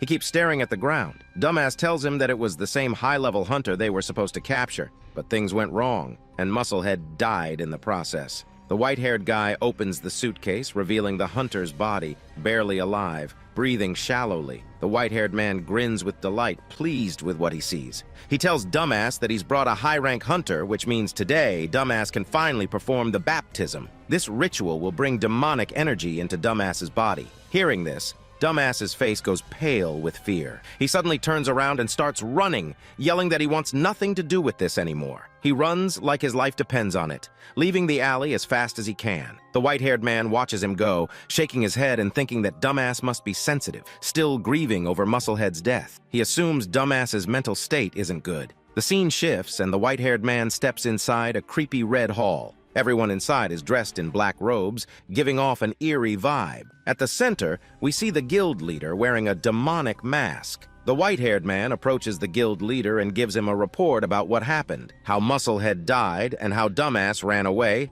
likely due to his poor mental condition. The guild leader, with his yellow eyes glowing through the mask, asks, "Did Dumbass at least bring the sacrifice?" The white-haired man nods eagerly, saying that yes, the high-rank hunter who caused them trouble has been brought here. The guild leader's eyes gleam with satisfaction. The white-haired man drags the hunter's body to the center, laying it before the guild leader. With a twisted grin, the guild leader starts the ritual. He places the hunter's body inside a magic circle and sets down a box filled with magic crystals. He begins chanting, his voice echoing through the hall. The guild leader declares that since the vice leader isn't here, he himself will absorb all the demonic energy this time. He slams his staff on the ground, and the magic circle expands, creating a loud boom. Suddenly, a crack appears in the air, and a thick, dark magic seeps out of it, heading straight into the hunter's body. The guild leader places one hand on the hunter's face, while with the other, he absorbs the dark energy. As the demonic energy flows into the guild leader, he starts twitching, his body shaking with pleasure. He's having the time of his life, feeding off the dark power. On the other hand, the hunter's body begins convulsing violently as the demonic energy floods into it. The guild leader explains to the cultists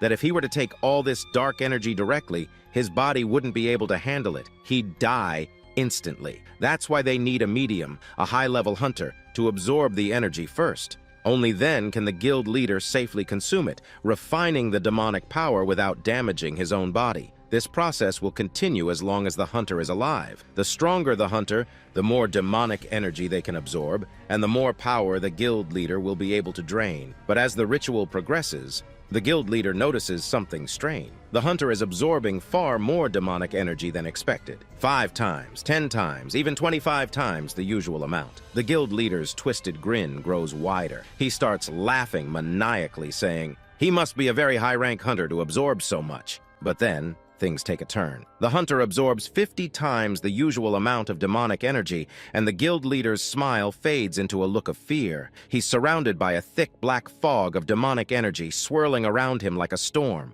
He starts to panic, his eyes darting around. He screams, "Why the hell is this sacrifice not stopping absorbing demonic energy?" Well, bro's feeding a cat milk and asking why it's drinking. What a joke. He wanted to become a demon by sacrificing a demon king. Right now, the Kang is just sitting there, getting some free food. Kong absorbs so much demonic energy that the guildmaster is left terrified, his face twisted in panic as he shouts, "Stop! Stop!" But Kong doesn't stop. Suddenly, with a loud bang, there's a massive blast of force. The guildmaster is blown back, landing a few feet away. He's in complete shock, unable to grasp what's happening. Kang slowly gets up from his spot, a sinister smile on his face. He casually says, "Thanks to your ritual, I just leveled up my stats by 20 points. Hearing this, the guildmaster's face goes pale, his jaw dropping open. He looks at Kang, shivering in fear, and manages to stutter, How are you alive?" Kang, with a seductive smirk, looks at the guildmaster with a twisted sort of affection. He tilts his head and says, "Whatever you just did to me, can you do it one more time?" Kang wants to feel the guildmaster's energy inside him again. Kang liked it a lot. The guildmaster just sits there, stunned, unable to speak. Kang gives him a seductive smile, almost begging, and says, "Let's do this ritual again. Put your energy into me." But the guildmaster's confusion quickly turns to rage. He screams, activating a tiny hellfire in his hand, and throws it at Kang. Kang simply dodges it with ease. The guildmaster, now fuming, activates the tiny hellfire once more and hurls it at Kang again. But this time, Kang looks at the small flame with an amused expression, almost as if he's looking at a child's toy. Kang smirks, thinking, "I never thought I'd see a human wielding hellfire, even outside of hell." Kang decides it's time to show his own power. He releases just 5% of his demonic energy, and suddenly, a demonic armor forms around his body. The guildmaster's eyes widen in shock. He can't believe what he's seeing. How is he using demonic energy? The guildmaster mutters, his voice trembling. In a fit of rage, the guildmaster commands all his followers to attack Kang. The followers rush at him, but Kang simply unleashes his demonic blade. He moves like a specter, slicing through them like they're nothing but vegetables. One by one, in mere seconds, every guild member is cut down. But instead of panicking, the guildmaster starts laughing, his voice echoing in the cavern. He shouts, "That was just a distraction!" He begins summoning a huge hellfire, flames swirling around him. The guildmaster looks confident, assured of his victory. Kang, however, just tilts his head and bursts into laughter, almost as if he's heard the world's funniest joke. He smirks and says, "Why is the guildmaster's thing so small?" Hearing this, the guildmaster's face turns red with rage. He shouts back, "Do you know how much demonic energy it takes to control a hellfire this large? You can't even imagine the insane level of control needed." But in a blink, Kang activates his own hellfire. The ground trembles as Kang's hellfire erupts, towering over the guildmaster's flames. The guildmaster's once impressive hellfire now looks like a mere candle flame, dwarfed by the humongous blaze emanating from Kang. The guildmaster's expression is priceless. His face twists in pure terror. He accepts his fate, realizing that death is certain. Kang steps forward slowly, his face contorting into a psychopathic smile, his eyes glowing with a creepy light. He drags his hellfire closer, inch by inch, towards the guildmaster. The guildmaster knows he can't escape. He disappears his own hellfire and falls to his knees, bowing down in front of Kang. He calls out in a shaky voice, "Demon Lord, you are the great incarnation of Andras." The guildmaster's words make Kang pause for a moment, a look of confusion flashing across his face. He's bewildered and almost amused by the misunderstanding. The guildmaster begins worshipping Kang like a god, saying that they have been performing rituals and prayers, waiting for Kang's arrival all this time. He declares that whatever orders Kang gives, they will obey without question. Kang stands there, momentarily stunned, not sure what to say. But then the guildmaster turns to his followers and scolds them, demanding that they all bow down in front of their god. Seeing this, Kang gets a brilliant idea. He thinks to himself, "I'll act as a demon god. After all, Kang is the king of all demon gods." Kang activates his demonic wings, rising into the air, hovering above the guildmaster and his followers. He declares in a booming voice, "I am the demon god, the great Andras. I am the king of hellfire and the king of all demons." With that, Kang starts laughing loudly, his laughter echoing through the entire dungeon. The guildmaster looks up, his face filled with awe and fear. He's completely convinced that he is in the presence of a true deity, and his entire body trembles as he kneels before Kang, amazed by the spectacle unfolding before his eyes. After that, Kang tells all the followers to go and stop the guildmaster because he needs to talk to him about something important. Kang then sits in the guildmaster's seat in a very stylish way, crossing his legs and leaning back like he owns the place. He asks the guildmaster, "What's your name?" The guildmaster nervously replies, "My name is Cho Dekiyun, Great Andras." Hearing this, Kang waves his hand dismissively and says, "You don't need to say all this useless stuff anymore. All your followers have left. Now tell me everything, truthfully." The guildmaster looks confused, unable to understand what Kang is talking about. In an instant, Kang grabs the guildmaster's collar and asks him in a threatening tone, "Who taught you these demonic ceremonies? And how are you creating this crack using the magic stone?" The guildmaster, trembling, explains that he's been performing these rituals out of devotion. He tells Kang that many days ago, a man in a demon mask approached him and promised eternal life if he followed the demonic religion. Kang, narrowing his eyes, asks, Why did you start following him just because he said so? The guildmaster responds, not just because he said it, but because he was very strong. He defeated my entire guild with one blow and gave us two choices, either follow his orders or die. So, they chose to follow the orders. Since then, the guildmaster says, they have been following every order from that masked man. The orders, he reveals, come to him through mail. Kang realizes that at first, the ritual was started by threats, but later the guildmaster continued it willingly, driven by his hunger for immortality. Kang starts to think, who could this masked man be? He looks at the rituals and understands that someone knows how to send people to hell. This is something Kang cannot ignore. He demands all the letters in which the guildmaster received these orders. Without hesitation, the guildmaster hands over all the letters to Kang. Kang reads through the letters and pieces together the puzzle. The masked man's orders are all about absorbing demonic energy and involving as many players as possible to turn Earth into hell. Kang gets a strong feeling that this guildmaster is not the only one following the masked man's orders.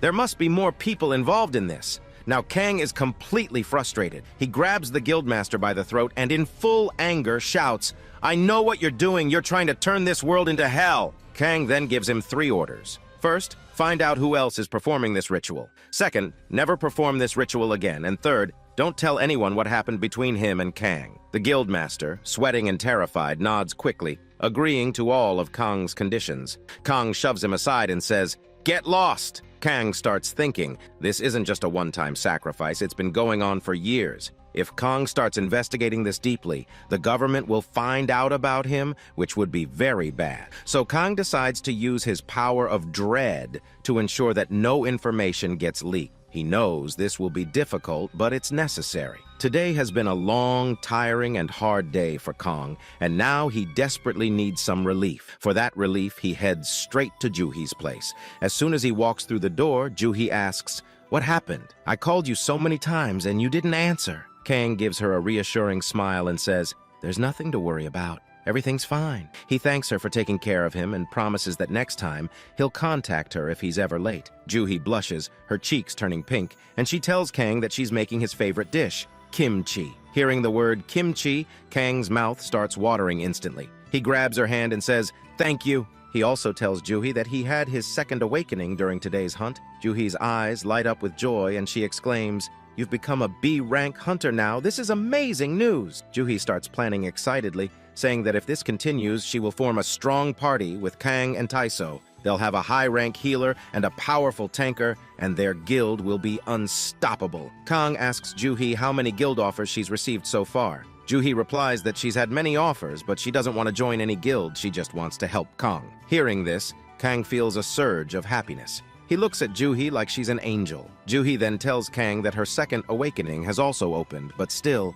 Kang can't take her into his team yet. If they form a team now, Kang won't be able to engage in serious battles and gain the battle experience he needs. Plus, it could be dangerous for Juhi. Kang gently forbids her, advising her to form a team with another tanker first. He tells her that once she's leveled up and gained more experience, then they can team up together and hunt higher-ranked monsters. Juhi feels a bit relieved, agreeing with Kang's plan. She says she'll level up as fast as she can and join his team as soon as possible. Until then, Juhi promises to sponsor all of Kang's needs. Hearing this, Kang feels a warm sense of gratitude. He's ready to eat the special kimchi that Juhi has made for him. This time, it's not just any ordinary kimchi. It's a special kimchi, which Juhi named Ramyun kimchi. Kang picks up a spoon, ready to take a bite. But suddenly, the memory of the masked man flashes in his mind. He wonders, why does this guy want to turn Earth into hell? When I was in hell, I couldn't even find food, but here on Earth I have my favorite kimchi.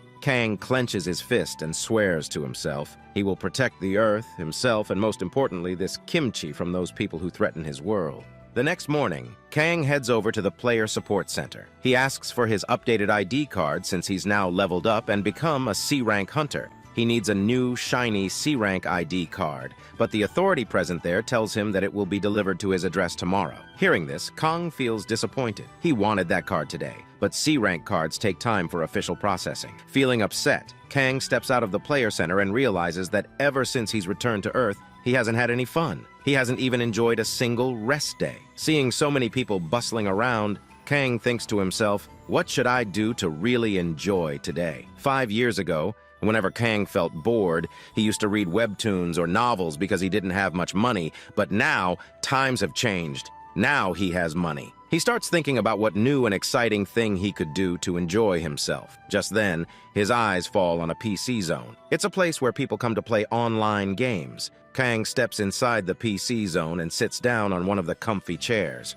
He leans back, feeling the comfort he hasn't experienced in years. As he explores the screen a bit, he realizes he can even order food from his seat. The best part? He can order his favorite ramen drink. Seeing this, he gets very happy. He orders a ramen and decides to play the most popular game. The game he chooses looks just like his real life. He has to pick 5 team members and form a party to go hunting. Kang gets excited. He selects an attacker role, which matches his specialty in real life. As soon as he starts playing, Kang's eyes go wide open. The game feels so real, like a mirror of his life. He earns coins for every demon he kills in the game. While Kang is enjoying the game, his ramen order arrives. He takes a sip and feels a wave of happiness. The joy of sipping his favorite ramen while playing his first online game is clearly visible in his eyes. However, since it's his first time playing, his character dies very quickly. Before Kang even realizes what happened, his character is dead. And then suddenly, he hears loud abuses from behind him. He turns around, a bit surprised, wondering why someone's cursing at him. He sees a red-haired girl wearing a cap, looking frustrated and angry. Kang, confused, asks her, "Who are you?" The girl, still fuming, continues hurling abuses at him. She yells that it's all Kang's fault. Because of him, she lost the match and her ranking dropped significantly. Kang doesn't understand why she's so mad. The girl then notices the ramen on his table and shouts, "Are you seriously playing and eating at the same time?" The girl's face looks terrified as she politely orders Kang to get up and run away immediately. But Kang, still baffled, has no idea why she's acting like this, and in return, asks the girl who she is. This pisses the girl off, and suddenly, she attacks Kang, but Kang easily dodges her move. The girl stands there, shocked, wondering how he managed to dodge her attack so effortlessly. Kang, in his usual chill tone, asks, "Why are you trying to fight me?" The girl, even more furious now, attacks again, but Kang dodges once more. What follows is a hilarious scene where the girl keeps attacking and Kang effortlessly dodges every attack. It looks like Kang is using Ultra Instinct, dodging her moves as if it's second nature. The girl becomes confused, thinking, "Who is this guy? He looks like an ordinary person, but how is he dodging my attacks so easily?" Then the red-haired girl became serious, her eyes deadly focused. She prepared her hand to catch Kang, and once again she tried to grab him, but Kang easily dodged her attacks. Minutes passed like this. The girl kept trying to catch Kang with all her might, but she was unable to land a single hit, even at the bitter end. The girl stood there in shock, unable to believe she had been outspeed. Finally, in a deep voice, she asked, "Who are you? Which guild do you belong to?" Well, yes, Kang had been sent by her river guild in the game to D-rank her, lol. Kang says he's not part of any guild. Hearing this, the girl gets even more angry and accuses him of lying. She demands the truth, insisting that he tell her which guild he's from since she herself belongs to one of the strongest guilds, called Red. But Kang ignores her and walks away. This enrages the girl even more, and she shouts, "You can't leave until I'm done talking?" Kang, showing no interest, replies, "I have no interest in listening to you." Feeling humiliated, the girl steps forward, determined to teach him a lesson. Kang remarks that a D-rank hunter can't be a D-rank without being in a guild. He then shows her his player card. The girl's eyes widen in shock. She can't believe it. Kang is indeed a D-rank hunter. She starts thinking, how can a beginner hunter of such a low rank dodge my attacks so easily? She's puzzled, knowing that if it were any other beginner, they would have been defeated in the first strike. The girl asks Kang once more, "Are you really a D-rank hunter?" Ignoring her question again, Kang simply walks away, exiting the PC zone. As soon as he steps out, he wonders, who was that girl? She was unbelievably strong. Kang shakes his hands, checking his abilities. He realizes that his power level is still low, but it seems his fighting reflexes from the past 10,000 years are still intact. It's been a long time since he's faced such a powerful opponent. He acknowledges that her attacks were dangerously close, and there was a moment when Kang's whole vision got taken over by that girl. Kang barely dodged in time. Meanwhile, the red-haired girl steps out of the PC zone and goes to a secluded place. She pulls out her phone and makes a call. She connects with the HR leader of her raid guild, revealing her name, Park Hyun-woo. The HR leader assigns Park Hyun-woo an important investigation task and instructs her to handle it alone and in secret. Park Hyun-woo tells her HR leader about her encounter with Kang at the PC zone. She describes Kang as a boy with an unusually low rank but possessing pro-level moves. Park Hyun-woo is suspicious that Kang might be one of the worshippers of the demonic religion. She believes that if it's true, Kang could be a manager, or even a higher rank within the demonic religion. The HR leader advises her to stay away from Kang, but Park Hyun-woo can't shake off the feeling of how strong Kang was. His reflexes were like Goku's ultra instinct. Despite his strength, Park Hyun-woo is determined not to back down. She's ready to teach him a lesson and expose his connection to the demonic religion. She still has a button from Kang's shirt in her hand, a trophy of their encounter. At the same time, Kang notices his shirt button is missing, realizing that the girl was dangerously close to overpowering him. Both of them think the same thing. Their opponent was stronger than expected. Meanwhile, Kang decides to head to the player support center to get his C rank card. He knows he needs to level up quickly and face stronger opponents. Back in the PC zone, Park Hyun-woo checks her game stats. She sees that her rank has dropped because of Kang, leaving her fuming with anger. She curses under her breath, saying, "The next time I see Kang, I'll kill him." At that moment, Kang feels a spine-chilling sensation. He shivers, thinking to himself, "Someone out there is definitely cursing me and plotting my death." The scene shifts, and we see Kang standing in front of a high-level C-rank dungeon. To learn more about this gate, Kang picks up a flyer from the ground and reads about the types of monsters lurking inside. He confidently approaches an officer nearby and boldly declares that he wants to enter the Searing Gate to hunt. The officer immediately refuses, saying that Kang can only enter if he is a C-rank hunter and has a team of 5 people. Hearing this, Kang is shocked and asks, "Why is that?" The officer explains that a boss monster has appeared inside the Searing Gate, a dangerous and terrifying creature. If anyone goes in solo, their death is certain. Kang smirks, thinking, "Today is my lucky day. By killing that troll, I'll definitely gain a lot of levels and demonic energy. But the question remains, how will I enter the dungeon?" Kang gets an idea and starts scanning the crowd of hunters. Some of them look terrified, whispering about the dangers of facing the main boss, saying it's like inviting death. Kang senses a strange vibe emanating from this searing gate. He starts laughing like a psychopathic demon, his eyes glowing with excitement. Still smiling, he spots a group of hunters nearby who seem excited about entering the gate. Kang approaches a random hunter, places his hand on him, and activates his power of rage. The hunter's entire demeanor changes instantly. His eyes fill with rage and excitement, and all of his stats increase by 3 times. But there's a side effect. The hunters become like madmen, completely losing their senses and acting like berserk warriors. Seeing this sudden change, the hunter's friends look confused, wondering what just happened. The hunter begins recalling his past when he was weak and abused, tormented until the gates opened and he gained power. Now, with this surge of anger, he feels like he can defeat any monster. His rage and excitement start to spread among his friends. One by one, all the hunters standing there become pumped up, ready to enter the searing gate. Even the officers are shocked, seeing the hunters who were scared moments ago now rushing towards the gate with a newfound intensity. Amidst the chaos, Kang slips in behind them. As he enters the gate, he feels a wave of happiness wash over him. The landscape inside is a vast desert, with no buildings or life forms in sight. Kang thinks, "What kind of place is this? How am I supposed to find the main boss in this empty desert?" He considers using his demonic wings to fly and locate the boss quickly. He opens his status window and checks his stats. His demonic energy is at 53. Deciding to rely on his powers, he climbs a tall pole and uses his demonic power of observation. His eyes glow, giving him a terrifying look as he scans the area. He spots a group of creatures in the distance. They look humanoid but not human. They are zombies, led by a main boss. The boss is standing with them, not far from Kang's position. As his observation power fades, Kang sees the hunters rushing towards the zombies, providing a perfect distraction. The hunters were still under the effect of Kang's rage spell, completely berserk. Kang smirked and ran off, leaving all the small fries to the hunters, letting them deal with the weaker monsters. Without wasting time, Kang sprinted directly toward the main boss. Finally, reaching the boss, Kang summoned his demonic blade. With all his might, he threw the sword toward the boss like a bazooka missile. The sword zoomed through the air and hit the boss right on target. The impact was so powerful that the boss died instantly. The system notification informed Kang that he had defeated the boss alone and earned a huge amount of XP. Kang leveled up 4 times in an instant. Even Kang was left confused, scratching his head, wondering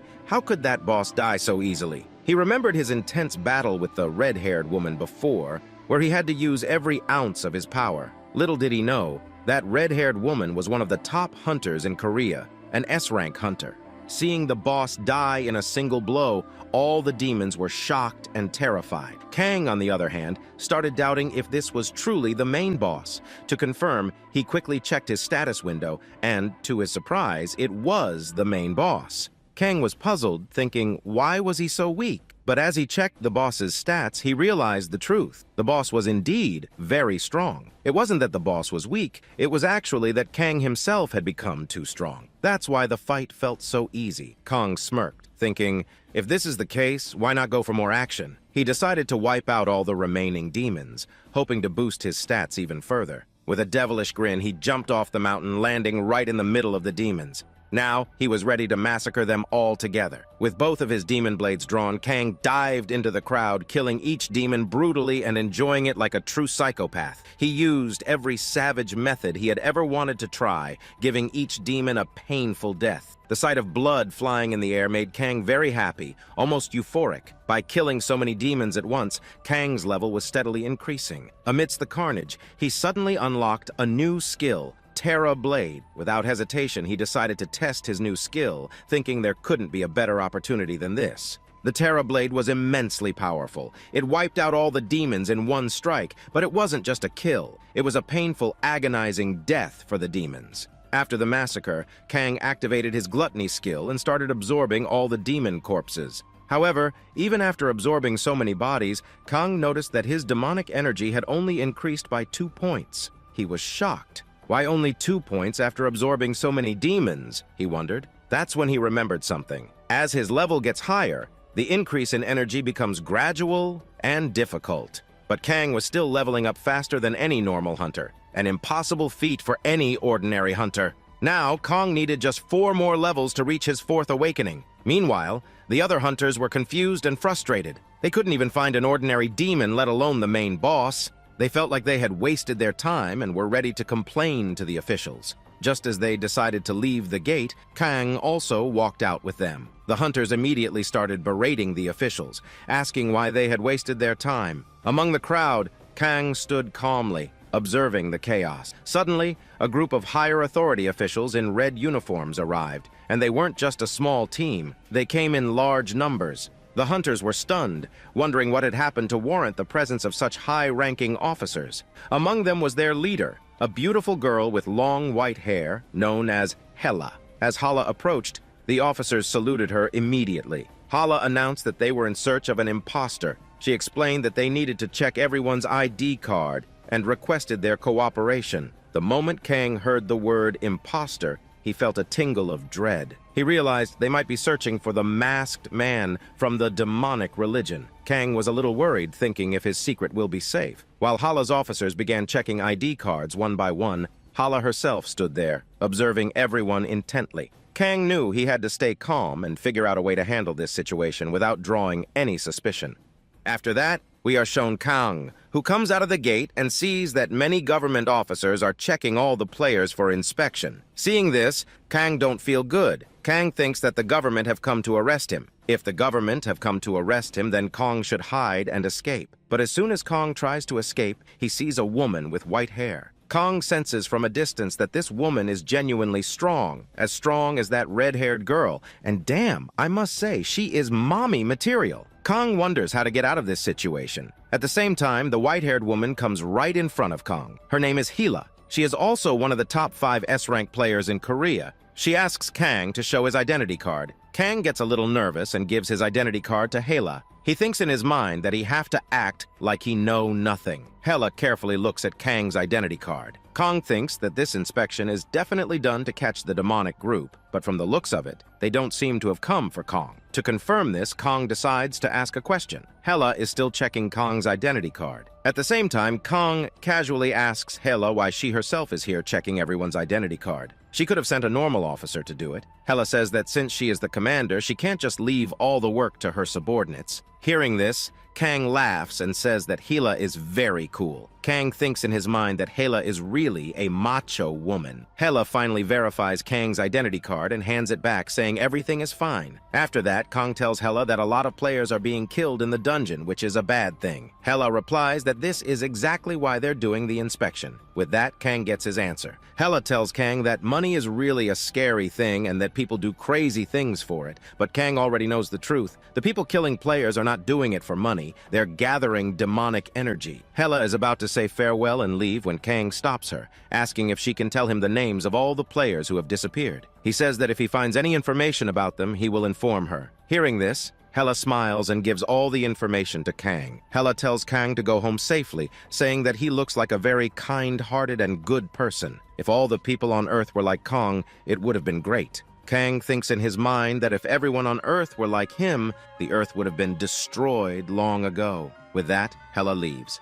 and Kang calls Taiso on the phone, saying that they need to meet at a coffee shop today. The scene shifts, and we see Taiso finally arriving at the coffee shop. Kang is standing there with Juhi. Taiso shakes hands with Juhi, saying that Kang have told him about her and that she is a healer. Juhi feels a little nervous, shaking hands with Taiso, because her hand looks like an insect compared to Taiso's. But then, Taiso, blushing a little, says to Kang and Juhi that they look very good together. Hearing this, Kang blushes a little, but Juhi doesn't seem to care at all. They sit at their table. Kang asks Taiso if he have any problem ranking up with Juhi. Taiso says he have no problem at all. Juhi says that it is hard to find a good healer these days, so it would be a great opportunity for Taiso. Juhi slowly starts explaining her ability. She says her special ability is called the Blessing of Light. Using this, she can heal anyone, and at the same time, she can buff that person. Hearing this, Taiso is a little surprised because healing and buffing at the same time is a big deal. Taiso tells Kang that there are very few healers in the world, and among them those who can heal and buff at the same time are even rarer. Kang, jokingly, calls Juhi his sister-in-law and says that Juhi is really awesome. Hearing this, Kang gets even shyer, but Juhi doesn't react at all. She just laughs. Kang notices that Juhi didn't get offended. He thinks that maybe something could happen between them in the future. Taiso, feeling hyped, puts all his coffee in his mouth and declares that they will make history today. They will be the strongest team. He mentions that he have 2 more people who can join their party. They aren't in any guild, but their character is very good because Taiso always brings good characters. Kang jokes, saying that Taiso is a good judge of character. After some laughs, Taiso says he rarely makes mistakes. Kang reassures him that he was just kidding. Juhi says she doesn't mind and that Kang will do whatever she says. Juhi has full faith that Kang can never be wrong. Kang and Juhi start chatting again while Taiso laughs, blushing like a shy kid. Kang tells Taiso that they will head to the dungeon and level up together tomorrow. Taiso, feeling the energy, asks, why not today? Kang tells him that he need to level up today because he is just 1 step away from his 4th awakening. With that, the scene shifts, and we see Kang entering the dungeon. Kang uses his omnipotent power to locate all the trolls from a distance. With his demonic blade, he slashes through all the trolls. Suddenly, Kang feels something strange, the scent of human blood. Kang thinks that the demonic cult people are killing humans again. He dashes towards the scent. After a while, Kang finds several dead bodies. He checks them and realizes that none of the bodies were killed by humans. It looks like they were killed by a beast. Suddenly, Kang hears a growl from behind. He turns around and his eyes go wide open. He sees a demonic beast chewing on a hunter, raw. The beast is huge, with a long tail. It screams at Kang. Kang is shocked to see the beast and screams, wondering what the hell is a beast from hell doing on Earth. Hellhound is the lowest level creature of hell, but Kang's powers are still sealed at less than 10%. Even though Hellhound is the weakest demon in the Hell realm, he's still dangerously strong. Without hesitation, Hellhound leaps at Kang, aiming to devour him alive. Kang dodges. Hellhound's attack effortlessly and slashes at him with his demonic blade, but it's useless. Hellhound's skin is so thick that it doesn't even get a scratch. In retaliation, Hellhound spins around, opens his enormous jaws, and unleashes a massive hellfire blast at Kang. The force of the hellfire is so intense, that it causes a huge explosion, but Kang swiftly leaps into the air, dodging the attack. He then summons his demonic spear and hurls it at Hellhound with all his strength. The spear hits Hellhound and he falls to the ground. Kang thinks, maybe I've finally killed him. To Kang's surprise, Hellhound gets up. He's not dead. Kang prepares to finish him off, but before he can strike, Hellhound kicks him with his powerful legs and runs away. Kang falls back, narrowly avoiding a bite attack from Hellhound. Hellhound charges at him again, jaws wide open, ready to tear him apart. This time, Kang quickly summons his demonic spear once more and thrusts it into Hellhound's mouth. Using all his strength, Kang pushes the spear deeper into Hellhound's skull, but Hellhound merely stumbles a few steps back, bleeding only slightly. The spear barely pierces Hellhound's thick skull, just an inch deep. Hellhound looks ready for round two, snarling fiercely. He opens his jaws wide and summons another gigantic hellfire blast, throwing it directly at Kang. Kang pauses, smirking with a cocky grin, and says, "This Hellhound is nothing but a lowly insect that doesn't know his place." With that, Kang focuses all his demonic energy into his hands and activates a low-level demon skill, the power of 1,000 demons. Kang's entire body surges with the power of 1,000 demons, making his aura fierce and menacing. He teleports directly in front of Hellhound and delivers a devastating punch with all his might. Hellhound flies high into the sky and crashes back down onto the ground with a thunderous impact. But Hellhound is still alive. Kang's demonic energy is now completely drained. He realizes, if Hellhound doesn't die now, I'm in serious trouble. Kang braces himself for another attack, but suddenly, Hellhound collapses to the ground. The system notifies Kang, "You have successfully defeated a C-rank crack fragment." Kang feels confused, but then he notices the term crack fragment. He's surprised. The system further informs him that he's gained a huge amount of experience points, leveling up 5 times in one go. With this boost, Kang has reached level 30, unlocking his 4th awakening. A notification flashes. You have unlocked a special ability, Ruler of Demonic Energy, an A-rank ability. Kang smiles, reading the new skill's description. With the Ruler of Demonic Energy ability, he can now use demonic energy much faster and more efficiently. Not only that, but he can also completely conceal his demonic energy from others. Kang feels excitement surge through him, realizing he's become even more powerful. Kang focuses all his attention on the crack. As he listens, Kang recalls how the demonic group once tried to open this crack and absorb demonic energy from it. He thinks about his old friends in Hell, wondering if they have managed to open the gate and send a Hellhound back to Earth. Kang shakes his head thinking, this can't be possible. But he pushes aside the thought and checks his 4th awakening ability. With a confident smile, he looks at the Hellhound and declares that now, with his 4th awakening, he can access twice as much demonic energy as before. Kang grins, saying that from now on, I won't have any trouble killing monsters like this Hellhound. He activates his power of gluttony and absorbs the Hellhound, wearing a psychopathic demonic smile. As he absorbs it, he feels the seal on his body weakening, and his hunger to unseal his power grows stronger. Kang can barely wait to remove the seal completely and reach his full potential. The scene shifts, and Kang emerges from the dungeon, feeling good and satisfied after leveling up. He decides to head home, meet Juhi, and enjoy his favorite dish, kimchi. But suddenly, a voice from the side catches him off guard. Kang turns left and sees the same red-haired woman, now wearing a baseball cap. With a serious face, she greets him, saying, "Long time no see!" Kang, clearly annoyed, replies, "They are not close enough to be exchanging greeting. They haven't even introduced themselves." The girl then introduces herself as Cha-Yun. Hearing her name, Kang's memory clicks. He remembers that Cha-Yun is a member of Korea's top 5 guilds, Mira Guild, Onurul Guild, Hanyul Guild, Sanyur Guild, and finally, the Red Rose Guild, which Cha-Yun belongs to. Kang now understands why he had so much trouble fighting her back in the PC cafe. Cha-Yun then calmly says his name, stating that she knows everything about him. Kang, born in 1995, currently 28 years old, an orphan with no home, missing for 5 years, and recently became a player. Hearing this, Kang gets furious and demands, "Have you been investigating me?" Cha-Yun smirks and says it was easy to gather all this data from the Player Association. She admits that at first, she suspected Kang was a leader of a demonic religion, but after a deep investigation, she found out that Kang has no connection to the demonic religion.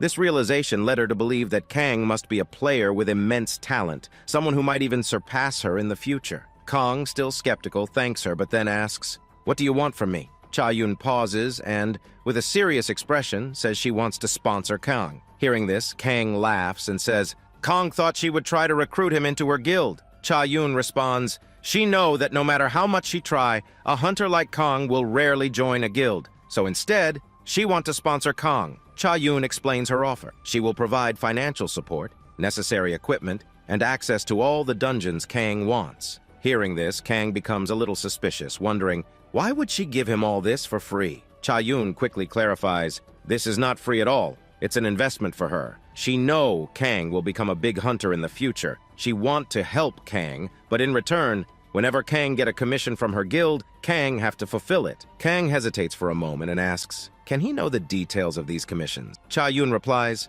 she can't reveal that just yet. Kang thinks it over and with a smiling face accepts Cha Yun's offer. Well, she just made a deal with the devil. After that, Kang asks Cha Yun again if now that he have accepted his offer, can he tell him about the commission request? Cha Yun smiles and tells Kang that he will reveal it when the time is right. He adds that even if he told Kang now, it wouldn't matter since at Kang's current level, he won't be able to handle it. Hearing this, Kang's ego gets hurt, and he tells Cha Yun that he is way more powerful than he looks. Cha Yun chuckles, thinking of Kang as an arrogant bastard in his mind. He tells Kang that his weakness is not the reason for withholding the commission details. Kang, still annoyed, asks Cha Yun why he won't share the details of the commission. Cha Yun explains that it's a secret mission and that he need trusted allies for it. Right now, they don't have solid evidence, so they can't take action yet. He assures Kang that when the time is right, he will be informed. Kang thinks to himself that Cha Yun is definitely investigating the demonic group. But before Kang can dwell on it, Cha Yun hands him his phone and asks Kang to put his number in it. Kang types in his number and then asks Cha Yun if, after joining the guild, he will get his own equipment. Cha Yun nods and tells Kang to follow him. The scene shifts,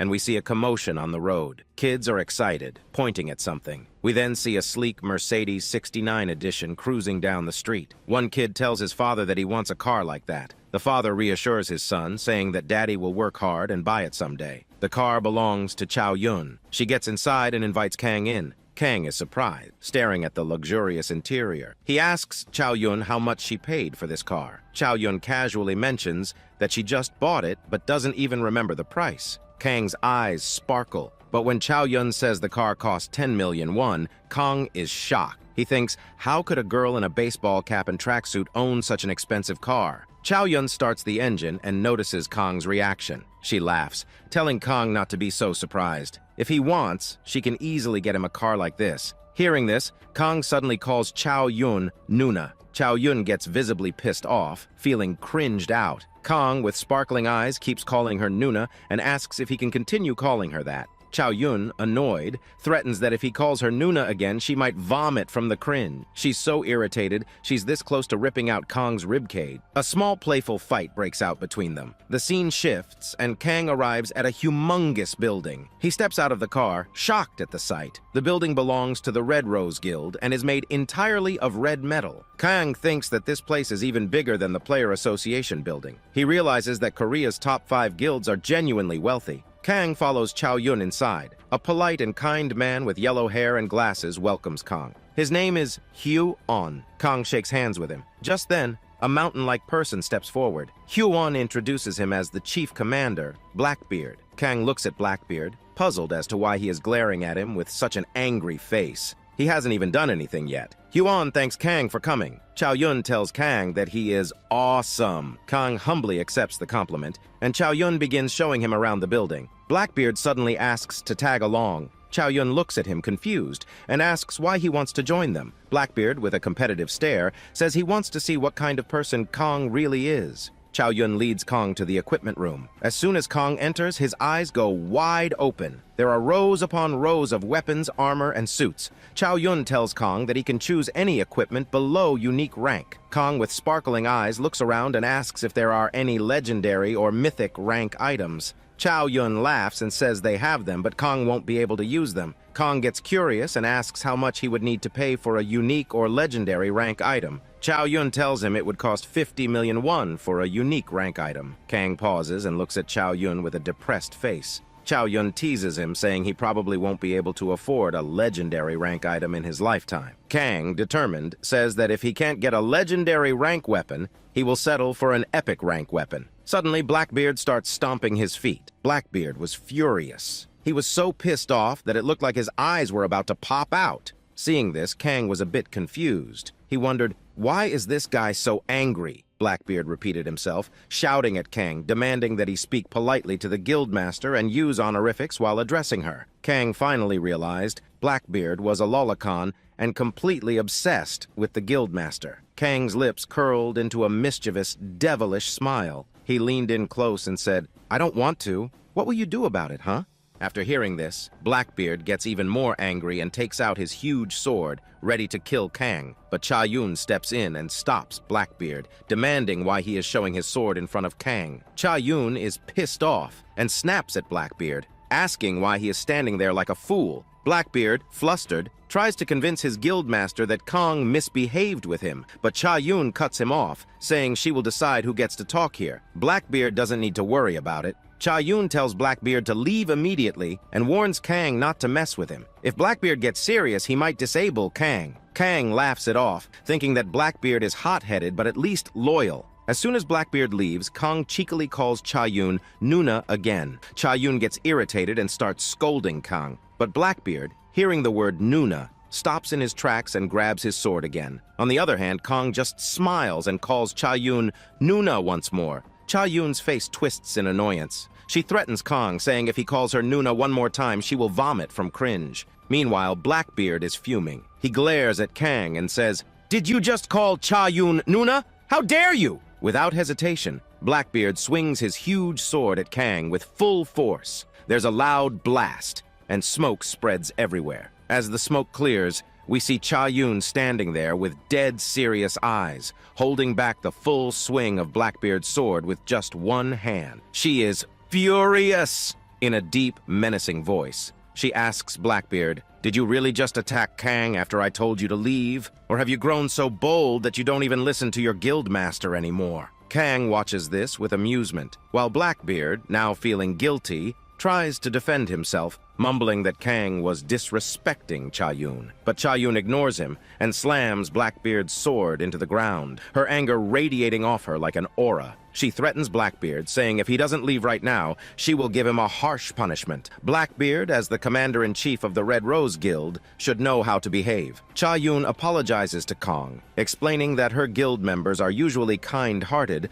but a little too protective of her. If anyone disrespects Cha Yun, they get angry. She then asks Kang what kind of unique rank equipment he wants. She says she will try to convince the others in the meeting room to give it to him. Kang tells Cha Yun that he needs armor that can absorb a huge impact. Cha Yun pauses, thinking if they even have such a unique rank armor. Just then, they hear another voice from behind. It's Blackbeard, standing there again with dead, serious eyes. He points to the unique rank armor he is wearing and says, "This is also a unique rank equipment. It has the exact specifications Kang needs. If Kang defeats me in a duel, I will happily give it to him." Hearing this, Cha Yun's face darkens. She clenches her fists in anger and shouts at Blackbeard. Even Blackbeard, known for his bravery, looks scared of Cha Yun's furious expression. Cha Yun activates her aura, walking towards Blackbeard with heavy footsteps that crack the ground beneath her. Blackbeard feels intimidated, but before Cha Yun can say anything, Kang cuts in. He tells Cha Yun that this is a good proposal, and he agrees to the duel. Cha Yun looks worried, thinking that Kang is definitely strong, perhaps even stronger than her in the future. But Blackbeard is not weak either. He is a level 67 hunter who has completed the 6th Awakening, something only a few people have achieved. Blackbeard has immense potential, just like Kang. Kang has only been a hunter for 3 weeks and is barely level 30. Cha Yun, clearly nervous, tells Kang that he should reconsider the duel. But Kang, with a smirking, evil smile, says, "Blackbeard himself has placed such a beautiful gift in front of me. How can I leave it behind?" Blackbeard, hearing this, gets excited, thinking to himself that today he will teach this arrogant brat who is senior and who is junior. Cha Yun keeps trying to convince Kang that this duel is a bad idea, but Kang refuses to back down. The scene flashes back to Blackbeard's past. 5 years ago, when the dungeon first opened, Blackbeard was on the brink of death. His entire family was almost dead. At that moment, Cha-Yun saved his life. Since then, Blackbeard has treated Cha-Yun like a goddess. But now, seeing Kang disrespect his goddess, he feels a burning urge to teach Kang a lesson. Cha-Yun, once more, pleads with Kang, saying he might even die if he goes through with this. But Kang just laughs and says, "How can I leave free unique equipment?" The scene shifts and we arrive at the training ground. Kang looks around in amazement, saying, "This training ground is awesome." Meanwhile, Blackbeard taunts Kang, saying he will see how long Kang can survive here. Cha-Yun, still trying to convince Kang, calls the duel insane and senseless. But Kang, while stretching, tells her to just enjoy the fight. Blackbeard, with a confident smirk, tells Kang, "Since you're my junior, I will give you the first 3 attacks for free. I won't move from this spot. Do whatever you want." Kang, with a serious and annoyed expression, says, "You better pick up your sword and fight with full power." Blackbeard laughs, saying that if he goes all out, Kang won't last 2 seconds. He just wants to give his junior a chance. Cha-Yun looks nervous, but Kang, with a sinister grin, says, "This show of coolness will be a big mistake for you, Blackbeard." In an instant, Kang activates his speed power and vanishes. Even Cha-Yun can't trace his movements for a second. Suddenly, Kang appears right in front of Blackbeard and kicks him with full force. Blackbeard goes flying, crashing into the fortified wall of the training ground, denting it. Blackbeard's eyes bulge, and all the spit flies out of his mouth. He falls to the ground, unconscious for a moment. Blackbeard clutches his stomach, coughing violently. He thinks, "If I didn't have this unique rank armor, I would be dead right now." He can't comprehend how a player who has only been in the game for 3 weeks and is below level 30 can be this strong. Meanwhile, Kang looks down at Blackbeard with his evil, psychopathic smile and his demonic red eyes. He thinks to himself, Blackbeard was going to give me 3 free attacks. Did he think I wouldn't take full advantage? Blackbeard is barely standing, clutching his huge sword. He asks Kang what trick he used to deliver such a heavy attack. Hearing this, Kang starts laughing. He says, what trick is Blackbeard talking about? Kang is simply stronger than him. Hearing this, Blackbeard gets even more angry and tells Kang to stop his bullshit. He asks Kang, how can a 3-week-old player have this much strength? Kang must have done some trick or cheating. Hearing this, Kang starts laughing even harder. Kang laughs with his psychopathic, demonic smile. Blackbeard thinks Kang is just a noob, but now that things didn't go according to Blackbeard's plan, he is calling Kang a liar and cheater. What a funny son of a bitch! After that, Kang gets serious and says that enough is enough. He will now fight in serious mode. Hearing this, Blackbeard becomes even more pissed off. He looks to his right and notices that Cha-Yun is watching the match. He couldn't have been more insulted in front of Cha-Yun. Blackbeard grabs his sword again and shouts loudly, gathering all the aura of his body into his sword. A massive aura forms around his blade. Blackbeard shouts, "Blade of Universal Slaughterer!" Hearing this, Kang starts laughing again. With a polite yet psychopathic smile, he asks Blackbeard if he really named his attack something so cringy. Kang mocks, saying, "Blade of Universal Slaughterer? What a joke! That's a shitty name. Does Blackbeard think giving a name to the attack will make him cool and strong?" Hearing this mockery, Blackbeard goes crazy. He becomes like a brainless monster. He jumps, aiming to cut Kang into 2 pieces. At this moment, Kang becomes genuinely serious. He knows Blackbeard didn't become the commander-in-chief without reason. Blackbeard is genuinely strong. But there's no need to fight this meathead head-on. Kang's attacks might be powerful due to his demonic energy, but his body isn't strong enough yet to take Blackbeard's hit directly. That's why Kang taunted Blackbeard to make him lose control. Kang uses his demonic shadow, and a strange red shadow appears on Blackbeard's body, slowly connecting to his legs. Blackbeard is almost about to cut Kang. Even Cha-Yun gets a little scared, thinking that Blackbeard will slice Kang in 2. But just before the impact, Kang smirks and disappears into Blackbeard's shadow. Cha-Yun rushes forward, trying to save Kang, but Kang isn't there. He reappears right behind Blackbeard through the shadow. Before Blackbeard can react, Kang grabs him from behind and unleashes a demonic shockwave. Blackbeard is blasted into the air, crashing hard against the wall. His huge sword falls far away. The shockwave is so strong that Blackbeard falls unconscious, slumping to the ground. Cha-Yun is left in shock, just staring at Kang. And Kang, with his arrogant, demonic smile, tells Cha-Yun that he is stronger than he looks. The scene shifts, and we see the first aid team rushing in to heal Blackbeard. Despite wearing heavy armor, Blackbeard's entire body is covered in bruises. His bones are broken. Meanwhile, Kang is very happy, taking Blackbeard's armor for himself. Chayun apologizes to Kang on behalf of Blackbeard, but Kang doesn't care. He is just glad he got his hands on his favorite armor. Kang checks the status window of the armor. He discovers that its physical defense is 200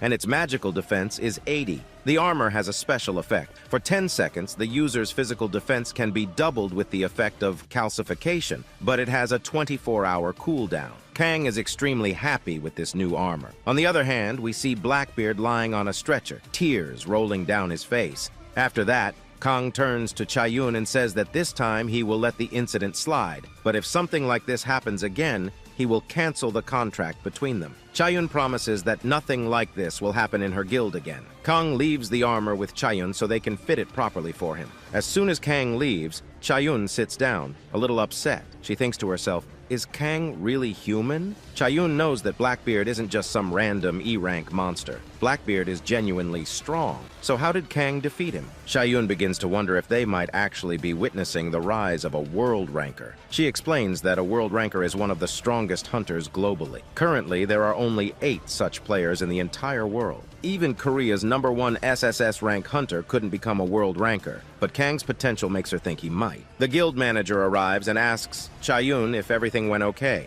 Chayun explains the whole incident to the manager, telling him that all the guild members will be called tomorrow to decide Blackbeard's punishment. Then, the manager brings up a more serious topic. He informs Chayun that they have placed a spy within a demonic organization, and if things go well, they might uncover a lot of critical information. Hearing this, Chayun becomes very happy, yet pissed off and irritated at the same time. She takes off her cap and tells the manager to gather as much information as possible. After that, Kang comes out and checks his system window. Here, Kang sees that he is at level 34. Kang's inherited class is still a question mark. His strength is 23, stamina is 20, intelligence is 11, demonic energy is 53, wisdom is 13, and magic is 0. After checking his status window for a while, Kang explains, according to the human world's Giga Player system, Kang is only level 34 and can't defeat people above that. But if he mixes his demonic energy into his body, Kang is stronger than any level 100 player. And once Kang unseals all his powers,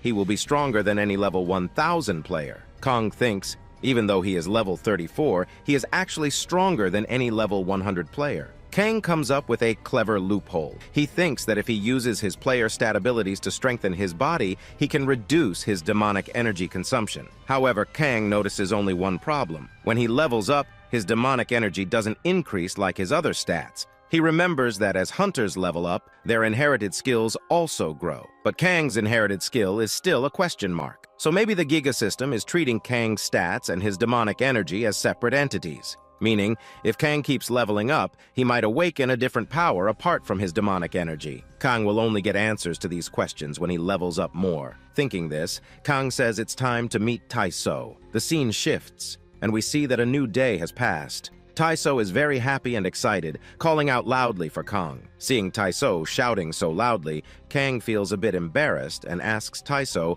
why he's making such a big scene. Kang and Jinwoo arrive and greet each other. Kang notices that Taiso isn't alone. 2 more people are with him. Before Taiso introduces them, Kang notices a handsome boy. He was genuinely handsome and gorgeous. Taiso calls the small-looking kid Brad and jokes that even though he looks like a kid, he's an adult. Hearing this, the kid calls Taiso a 40-year-old uncle, putting Taiso into an instant depression. After the jokes end, everyone introduces themselves. The small kid approaches Juhee, and seeing his excitement, Kang thinks, is this Taiso number 2? Then, the handsome man politely steps forward to shake hands with Kang. He introduces himself as Kim. He is level 12 and recently unlocked his second awakening, which is an A rank, and he belongs to the warrior class. Meanwhile, the small kid is taking a picture with Juhee. Kang thinks in his mind, one guy is very polite, and the other kid is super excited. They both seem pretty decent, but all of Kang's attention is on Kim. Beside him, Taiso is still crying, thinking about being called a 40-year-old man. Looking at everyone,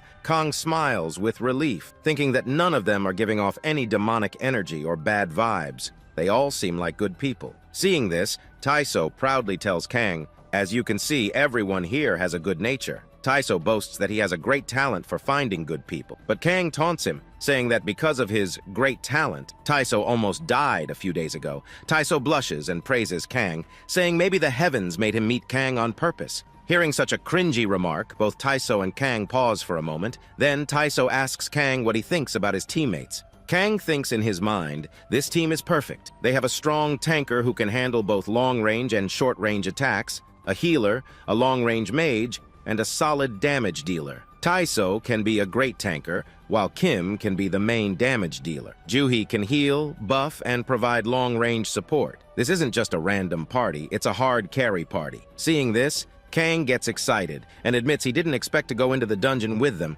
but now he's looking forward to seeing their hunting skills. Hearing this, Taiso gets super happy and starts screaming again, making Kang feel embarrassed. Kang then starts moving forward, and everyone follows him. Kang wasn't planning on leveling them up too quickly by carrying them, as that could hinder their growth. He just wanted to observe their hunting and guide them, helping them gain real experience. The scene shifts again, and we see a lot of trolls in the dungeon charging towards someone. Taiso blocks them all with his huge shield. As soon as he blocks, all the trolls fall down. From behind, Yunbei unleashes a lightning attack, killing all the fallen trolls. But as soon as Yunbei takes down the trolls, 4 or 5 more appear from behind. Taiso quickly uses his shield to protect Yunbei, while Juhi heals and buffs Taiso. As Juhi buffs Taiso, she launches a long-range attack, striking a troll. Taiso pushes everyone back with his shield. Meanwhile, Kim, in a single slash, takes down all the trolls. In just a matter of seconds, all the trolls are on the ground, dead, without a single scratch on the team. Kong watches this and asks Taiso how their hunting went. Kong doesn't say much, but simply comments that their hunting was good, though they made quite a few mistakes. He then declares with a smirk that he will now fix those mistakes. Kang first comes up to Taiso and says, Taiso is wasting too much of his strength. Taiso was tossing the troll around right from the beginning. Kang points out that if Taiso keeps using up so much energy from the start, then he won't have enough left to fight the boss monster. Kang reminds Taiso that as a tanker, his job is to endure the attacks, not to charge in and attack recklessly. After that, Kang moves to Juhi. He smiles proudly and tells Juhi that she healed Taiso very well and also gave him a buff. But while buffing, Juhi mistakenly attacked a troll, which she shouldn't have done. Kang explains that the healer in a party is the most important role, and everyone targets the healer first. Even though Taiso was protecting Juhi, if Juhi starts attacking recklessly, the aggro could turn towards her, making it impossible for Taiso to save her. Juhi looks a bit sad after hearing this. Then,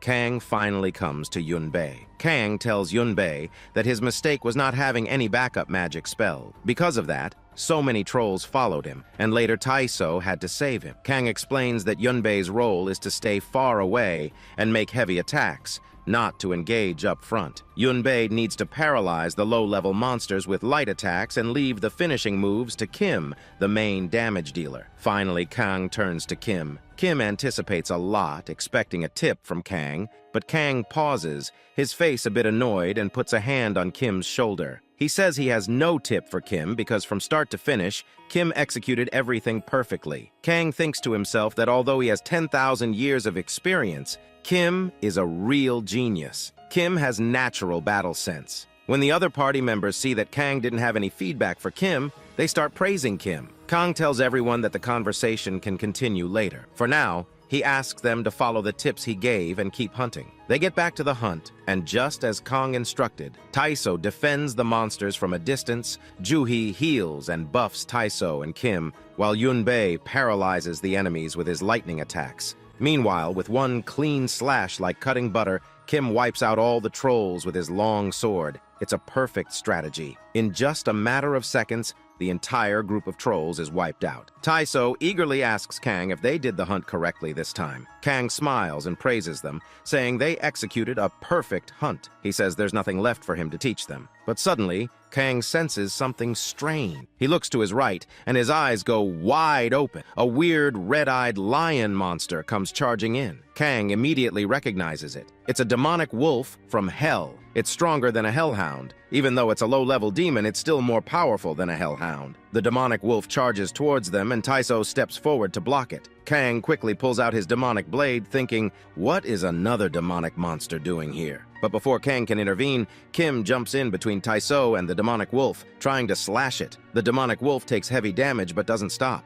Kim tells Taiso to step back, saying that he'll handle the demonic wolf alone. Due to Kim's powerful attack, the demonic wolf is momentarily startled and stands still. Seizing this opportunity, Kim unlocks his ultimate ability. His sword starts glowing, and he slashes the demonic wolf, causing it to bleed heavily. Kim thinks he has defeated the demonic wolf, but as soon as he looks back, he realizes that the demonic wolf is still standing. The wolf throws a powerful claw attack, sending Kim flying far away. The demonic wolf doesn't stop. It charges towards Kim, ready to bite him. Kang instantly activates his power of 1,000 demons and slashes the demonic wolf in one clean punch. The wolf collapses to the ground, dead. Kim looks back, his eyes wide open, as if he was trying to protect Kang. As soon as Kang defeats the demonic wolf, the system notifies him that he has defeated a D-rank crack fragment and that his level has increased by 1. Kang picks up Kim and asks if he's okay. Kim nods, saying he's fine. Taiso, Juhi, and Yunbei come running over and ask Kim if he's okay. Kim reassures them that he's fine, only a light injury. Juhi heals Kim, and Taiso tells him that he was incredible, amazing at the last moment. Taiso also mentions that Kim's blade was shining. Kang thinks the same. He never expected a low-level human, just level 12, to fight a demonic monster on almost equal footing. Even if Kim is a player who got an A-rank special awakening for his second ability, Kim is abnormally powerful. Kang starts getting a little suspicious of Kim. Kang pretends to help Kim, lifting him onto his shoulder and says he'll assist him. But in reality, Kang uses his omnipotent eyes to check Kim's status window. Kang wants to see what skills Kim... As soon as Kang uses his omnipotent eyes, he is surprised to find that he can see Kim's entire status window. Kang didn't expect to see it so clearly with his ability. He is very happy to see this, but as he starts reading Kim's status window, Kang gets shocked. He notices that Kim's first awakening was from an SSS rank. Kim is an SSS rank hunter from level 10. Kim's inherited ability is martial art gods, and he is a hero destined to become the protector. Kang observes Kim, again observing his handsome face, and realizes that Kim is genuinely the main character of this story. Kang pieces together all the clues and realizes that Kim is genuinely a main character-type player. Kim is an existence that could potentially threaten Kang in the long term, but there's no way Kang is going to lose such a precious, unrefined gem. Kang decides that just like Chayun sponsored him, he will also sponsor Kim. But there's no guarantee that Kim will remain the same in the future. If Kim ever finds out that Kang is a demon lord, he might turn against Kang at any moment. And as Kang noticed, Kim is a very righteous, kind, and just person. He jumped right in front of the demonic wolf to save Taiso, without any regard for his own life. So there's no guarantee that Kim won't fight against Kang once he learns the truth. But suddenly Kang gets a devilish and evil plan. He gives an evil smile and says he will enjoy devouring Kim. Juhi and the rest of the party come over to Kang, thanking him. They say that if it wasn't for Kang today,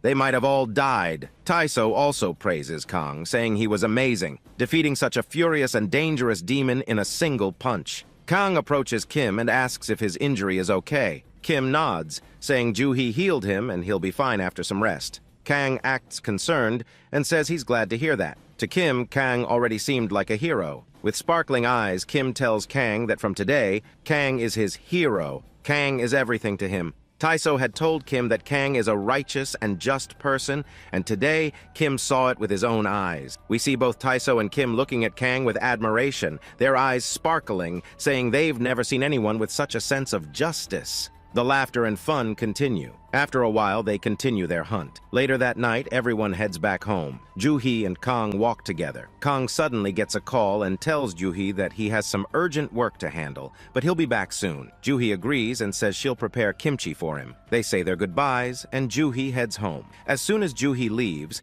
Kang gives a psychopathic, mischievous smile and mutters that it's time to start his plan. The scene shifts, and we see Kim standing at a bus stop, looking a bit sad while checking his phone. He seems to be thinking about the Mira Guild. Just then, Kang appears in front of him and greets him with a hello. Kang tells Kim that he needs to have an important discussion with him. He asks Kim to come along with him for a bit. Kim, who trusts Kang completely at this point, follows him without any hesitation. A little time passes, and we see Kang has brought Kim to a dark, deserted alley. Kim politely asks why Kang brought him here, but before Kim can finish his sentence, Kang punches him hard in the stomach, causing Kim to spit out blood. Kim falls to the ground and, in shock, asks Kang what he's doing and why he's hitting him. Before Kim can say anything else, Kang knees him in the stomach. With a demonic, evil smile, Kang looks into Kim's face and says that Kim is going to become very strong. Stronger than most hunters, even as strong as Kang himself. And Kang wants to build a friendly relationship with Kim. Kim, confused and in pain,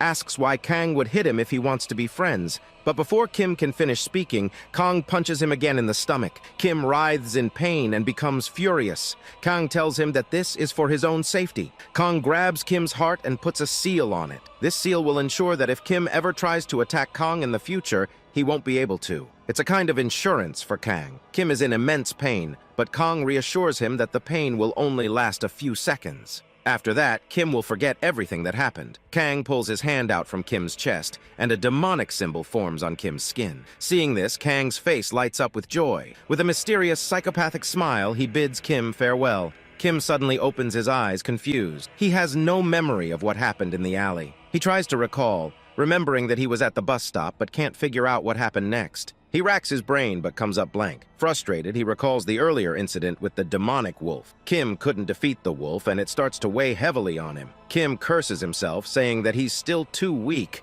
He swears that he must become stronger, much stronger than he is now. Only then will he be able to get his revenge. He clenches his fists and grits his teeth. Kim slams his fist against the wall, breaking it in a single hit. For a moment, I genuinely forgot who the actual main character was.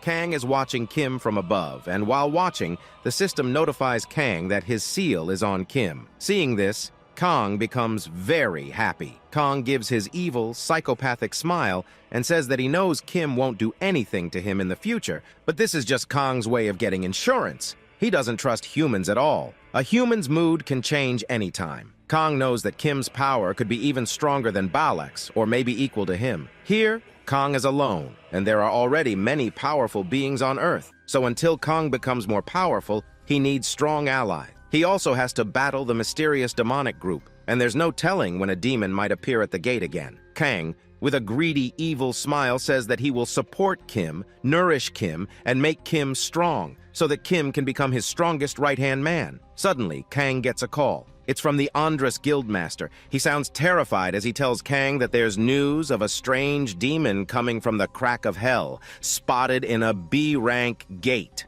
Hearing this, Kang becomes alert. He thinks that if a C-rank gate had a demon wolf stronger than a hellhound, then a demon from a B-rank gate must be very strong. If Kang kills this demon, he could level up a lot. Thinking this, Kang licks his lips, imagining how fast he could level up by killing a being from hell. He's very close to his next awakening. The scene shifts, and we see Kang standing in front of the B-rank dungeon gate. The security is heavy, guards everywhere, and many hunters are there, complaining about not being able to enter. They are all C-rank and B-rank hunters, even grouped in teams of 10. The guards inform them that a very dangerous, mutated monster has appeared. There's no data on it. News reporters also arrive, causing a commotion. Kang wonders what kind of demonic beast it could be. A reporter asks the guards what type of monster has been seen inside. The guards explain that it's a very dangerous demonic beast with a face like a lion. Hearing this, Kang immediately remembers there's only one such demon called Boar. Boar is one of the strongest predators from the second level of hell. There are a total of 9 levels in hell, with 1 being the lowest and 9 being the highest. Boar is the strongest demon from the second level. This demon resembles a lion, has 5 legs, and possesses a special trait called full stomach. Regardless of its size, once Boar consumes 5 prey within a day, it falls asleep until it's attacked. Kang remembers the time when Boar came down to the first level of hell. He was pure terror. Kang's pants were covered in piss when he first saw Boar, and he was desperately trying to save his life. Remembering this, Kang vomits. Kang counts. Boar was seen in this dungeon only 2 days ago, and 10 people have been killed in these 2 days. This means Boar hasn't eaten anything today. If Kang feeds Boar 5 people, He can easily kill Boar. Thinking this, Kang calls Cha Yun. Damn, I must say, Cha Yun is thick. He's doing muscle training, wearing headphones, and exercising. Kang explains that he needs to get into a B-rank dungeon, but the guards aren't letting him in. As soon as Cha Yun hears B-rank dungeon, he stops exercising. Upset, Cha Yun's body is covered in sweat, looking gorgeous. Cha Yun understands what Kang wants and agrees to help him enter the dungeon, but hopes that Kang will die at the hands of the mutated monster. Kang tells Cha Yun that if he really thinks Kang will die, then he should never recruit him again. They start having fun, and Cha Yun calls the guard, explaining that Kang is a member of their guild and has permission to enter. The guard is skeptical, but lets Kang in. As soon as Kang gets permission, all the reporters become active. When they find out that Kang is a member of the Red Rose Guild, they start clicking photos. At the same time, someone shouts from behind, "Stop!" A group of 4 to 5 people approach. Their leader is a blue-haired dickhead. "Well, we got another dumbass here. This dumbass says he's from the Mira Guild and his name is Sang Soo, but let's just call him Dumbass." Reporters start paying attention to him because he's a rookie who became B-rank quickly. He starts insulting Kang, saying that the Rose Guild has become low-level, sending only one person into a B-rank dungeon with unique armor but no weapon. He mocks Kang for not having any fancy equipment or a party. Kang immediately starts acting, smiling kindly, saying that he likes working alone and doesn't prefer joining parties. Dumbass taunts Kang, saying that Kang has only raided C-rank dungeons and has no idea how dangerous B-rank dungeons can be. Dumbass puts his hand on Kang's neck, asking why Kang isn't saying anything. He mocks Kang for being so scared that he can't speak. Dumbass then offers Kang a spot on his team, boasting that they are all high-level hunters, over level 50. He tells Kang that his team will do all the work. Kang just needs to follow them. Basically, Dumbass wanted to humiliate Kang, but Kang smiles, politely accepts the offer, and even thanks Dumbass for being so kind and helpful. On the other hand, Kang starts counting the people in the group. 1, 2, 3, 4, and lastly, a weirdo, making it 5 with Dumbass included. It's 6. Kang gives a mischievous, psychopathic, evil smile. He was wondering whom he would sacrifice, but these 5 people came at the perfect time. Damn, I knew it. Kang was cooking some shit when he started counting. After that, we are shown a flashback where Mira Guild's vice leader tells Dumbass to go and fight Kang, intending to ruin Kang's reputation in front of the media, so that the Red Rose Guild's name would also be tarnished. But here, the situation was different. Dumbass wanted to humiliate Kang, but Kang, with a friendly attitude, created an image that made it seem like the Red Rose Guild and Mira Guild were on equal footing. If Dumbass pushed any further, it would end up ruining Mira Guild's name instead. Dumbass commands all his team members to enter the dungeon with Kang, thinking that Kang is a cowardly person. He doesn't understand why the Red Rose Guild would sponsor such a useless coward, but he sees Kang's smirking smile and thinks there's no need to provoke this cowardly bastard further. What he didn't know was that Dumbass and his team were about to be completely screwed over. Dumbass believes this is just a temporary alliance. He plans that once inside the dungeon, they will beat Kang up and throw him out in front of the media, claiming that Kang was so weak they had to protect him the entire time. But Dumbass has no idea what's coming for them inside the dungeon. Meanwhile, Kang still laughs with a psychopathic, evil, creepy smile. He's truly happy. The scene shifts, and everyone has entered the dungeon. As soon as they enter, Dumbass spits on the ground, saying, "Is Kang genuinely stupid, or is he pretending to be stupid? How can he be such a coward?" Dumbass warns Kang to keep walking behind him and not interfere with his hunting. Dumbass and his team members start mocking the Red Rose Guild, calling it a third-rate guild made up of trash. They boast that Mira Guild, unlike Red Rose, has an S-rank veteran hunter and an S-rank son. On the other hand, Kang just walks behind them, maintaining his psychopathic smile, waiting for the perfect moment. Almost 20 minutes pass, and they keep walking deeper into the dungeon, yet not a single monster appears. Dumbass starts getting frustrated. He can't figure out where all the monsters have gone. Seizing the opportunity, Kang activates his omnipotent demonic eye and scans the entire dungeon at once. He quickly discovers where the boor is hiding. Kang gives a smirking smile and activates his demonic temptation. He releases a seductive and irresistible scent on Dumbass and his teammates. a scent that demons love. As soon as the scent spreads, the Booer comes running towards them. The moment Booer appears, everyone gets ready for battle. Dumbass turns to Kang and arrogantly says, "We'll kill Booer," and Kang can't even claim he helped. But when Dumbass looks at Kang's face, he is shocked. Kang's expression isn't one of fear. It's a psychopathic smile. Dumbass realizes something is off, but before he can react, Booer strikes from behind, piercing its tail through the chest of the first party member. He dies on the spot, and Booer immediately devours him. Kang, still with his evil smile, mentally counts 1. Dumbass and his party get active, launching attacks, but none of their strikes hit Booer. Booer dodges everything. Dumbass can't even see the Booer. It's too fast. Within seconds, Booer devours all the party members except for Dumbass and 2 others. Dumbass is now terrified. He commands his remaining 2 members to attack Booer together. But before they can act, Booer pierces its tail through both of them with a single blow. They drop dead instantly. Dumbass stands there, shaking in fear, unable to comprehend what he's facing.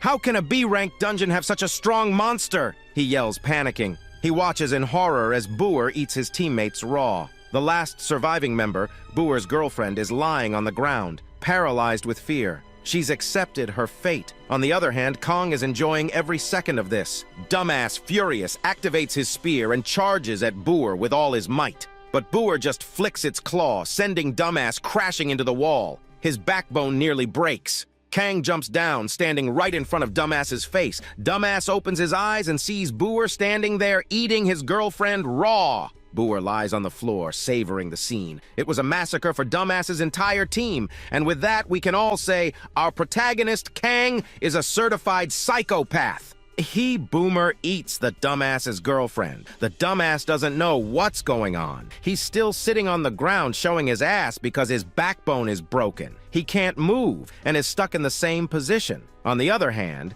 Kang gently lands on the Boomer's head and tells the Dumbass that since the Boomer has eaten 5 people, he'll sleep here the whole day. When the Boomer eats 5 people in a day, he goes to sleep quietly. Unless the Boomer is attacked, he won't do anything to anyone. Kong then summons his right hand with his dark demonic spear and his left hand with his hellfire. With a single blow, he tries to merge the two, hellfire and the demonic spear together. The Dumbass is watching this from behind, completely stunned. Kang puts all his demonic energy into combining the 2 energies. As soon as he does, a layer of hellfire forms around his demonic spear. The spear almost doubles in size. Kong uses his full force and drives the spear straight into the Boomer's body. The spear hits the Boomer's heart directly, and the Boomer dies on the spot. The system notifies Kang that he has developed a new skill named Bidden. With one single blow, the Boomer's body explodes and burns to ashes. The Boomer dies right there. The system notifies Kang that he killed the Boomer alone and leveled up 6 times.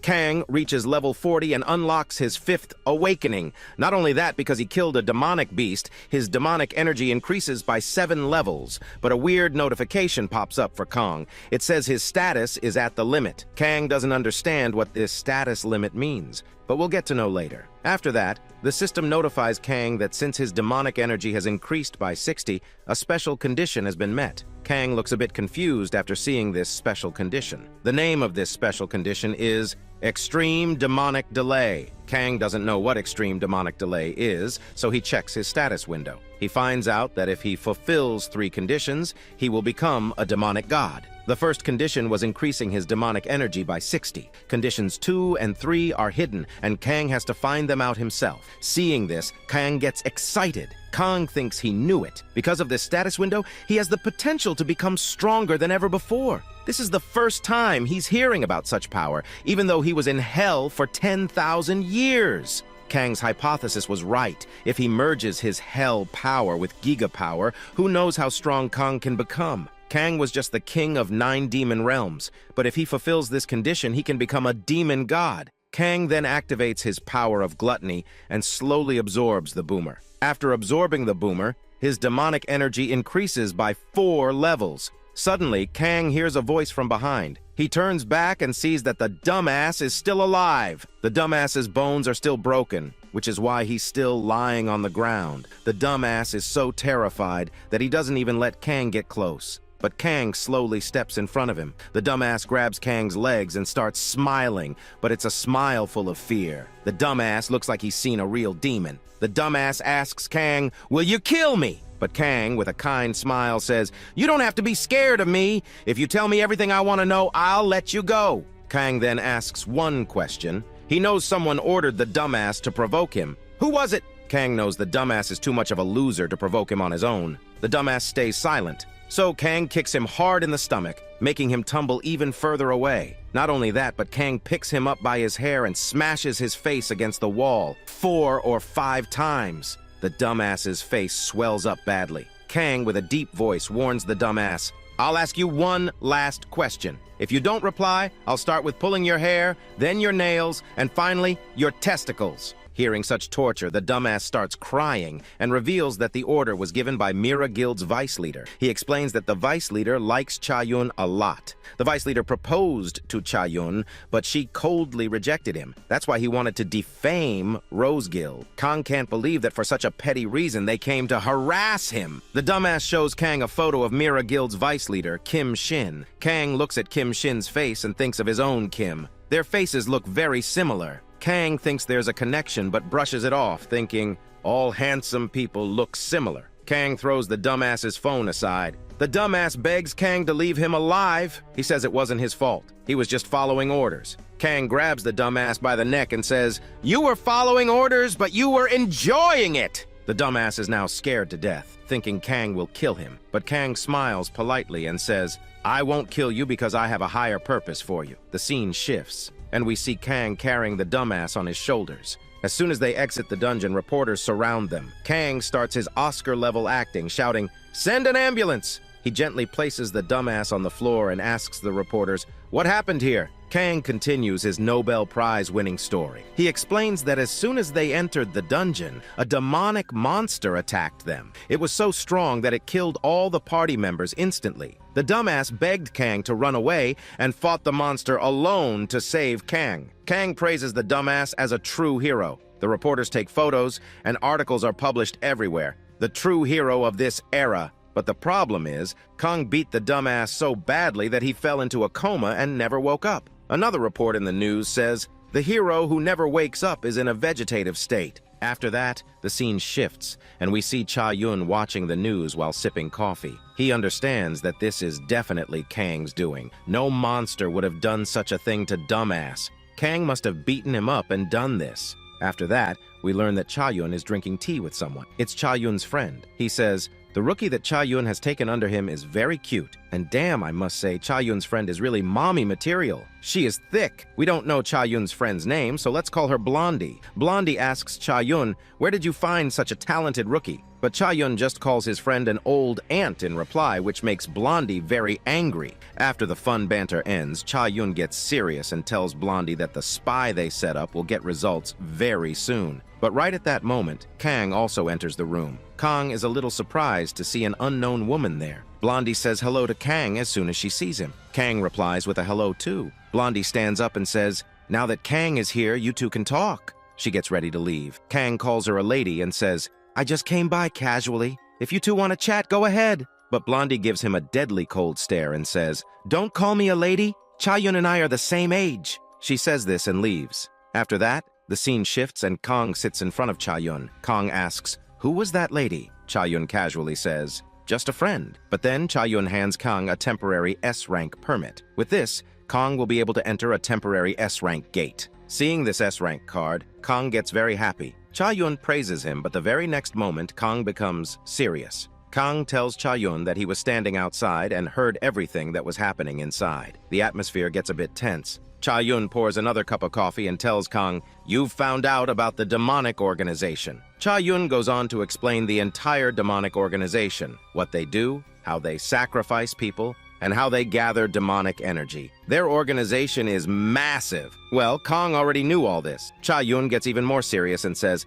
"No matter what happens, I will kill every single one of these demonic groups." As he says this, a deadly, cold-hearted killing intent radiates from Cha-yun's body. Even Kang can feel it. Kang thinks, an S-rank must be very powerful. He feels like fighting Cha-yun right then and there. Cha-yun continues, "So many people have died investigating this demonic group. I've lost many close comrades in this investigation. That's why I can't include any weak people in this mission. That's why I chose you, Kang. According to Cha Yun, Kang is a powerful hunter and will become even stronger in the future. Cha Yun says, if you accept this commission, your life could be in danger. If you want, you can break the contract and leave. But Kang just smiles and says, Cha Yun has already helped me a lot, and I'm the type of person who always pays off my debts. I'll never back down from my responsibilities. Hearing this, Cha Yun gets a bit shy, thinking that Kang is genuinely a righteous person with a sense of justice. On the other hand, Kang is laughing his devilish smile inside, thinking, I've hit the jackpot. Kang thinks, who would be crazy enough to pass up free demonic energy? I'll get information about the demonic organization for free, kill them all, and absorb their demonic energy. It's like killing two birds with one stone. After that, Kang takes his S-rank permit and drives off. We find out that when Kang hit level 40, his 5th awakening was a summoning awakening. With this, Kang can summon any demon from another dimension once every 3 months. Kang knows he needs to use this opportunity to summon the most powerful demon possible. Kang has a theory. He thinks there are many universes in this galaxy and that the gates act as bridges to other dimensions outside of Earth. This means creatures from other planets can come to Earth and Earth's people can go to other planets. But the Giga system, created by a powerful being, only allows creatures from one planet to enter Earth. Even Kang doesn't fully understand why. Finally, Kang arrives at the S-rank dungeon gate. The dungeon is huge. Kang shows his pass and the guard lets him in. As soon as he steps inside, Kang notices that it looks like a pocket dimension. He sits down and activates his skill. The moment he does, Kang starts floating in the air. Demonic energy surges from Kang's body, and a greenish crack appears in the sky. Kang sees this and concentrates all his demonic energy into 2 big hands, pulling the crack open with great force. But Kang notices something strange. The crack isn't red like the ones in Hell, it's green. The system notifies Kang. Due to a malfunction in the Giga system, another portal to a different universe has been opened. Kang was trying to open the Gate of Hell, but instead, he opened a portal to another planet from a different universe, the continent of Eleonora. Kang doesn't understand what the continent of Eleonora is, but suddenly, something huge comes out of the portal, a massive white dragon. The dragon is badly injured on the verge of death. Its horn is broken. The system notifies Kang. He has summoned a demon dragon, the daughter of the dragon demon.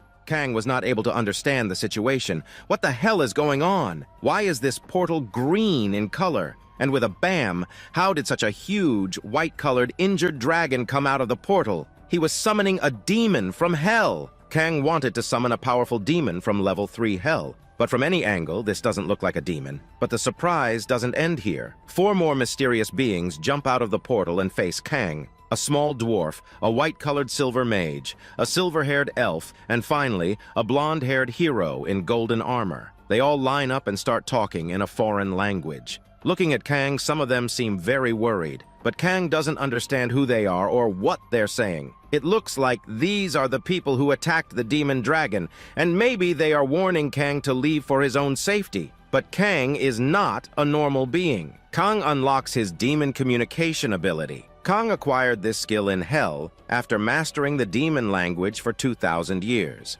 Because of this, Kang can understand all the languages in the universe. As soon as he activates his skill, Kang is able to understand what they're saying. They're saying, this dragon is almost dead. With one more blow, we'll kill this demon dragon. Finally, Kang asks them, who the hell are you? The hero and his group notice that they can understand Kang. They tell him their names. The blonde hero introduces himself as Reynald, the 3rd prince of the Aran Empire. Kang doesn't understand what is happening here. He notices the idiot hero in golden armor, an elf, a dwarf, and a silver-haired mage. It looks like a scene straight out of a fantasy novel. But as soon as Kang sees the injured demon dragon, he realizes there is a connection between him and this white-colored demon dragon. He feels the dragon is on the verge of death. So Kang goes in front of the demon dragon, places his hand on its head, and activates his power of resurrection. Kang thinks, it doesn't matter if this demon is from another dimension or universe. If this dragon is truly a demon,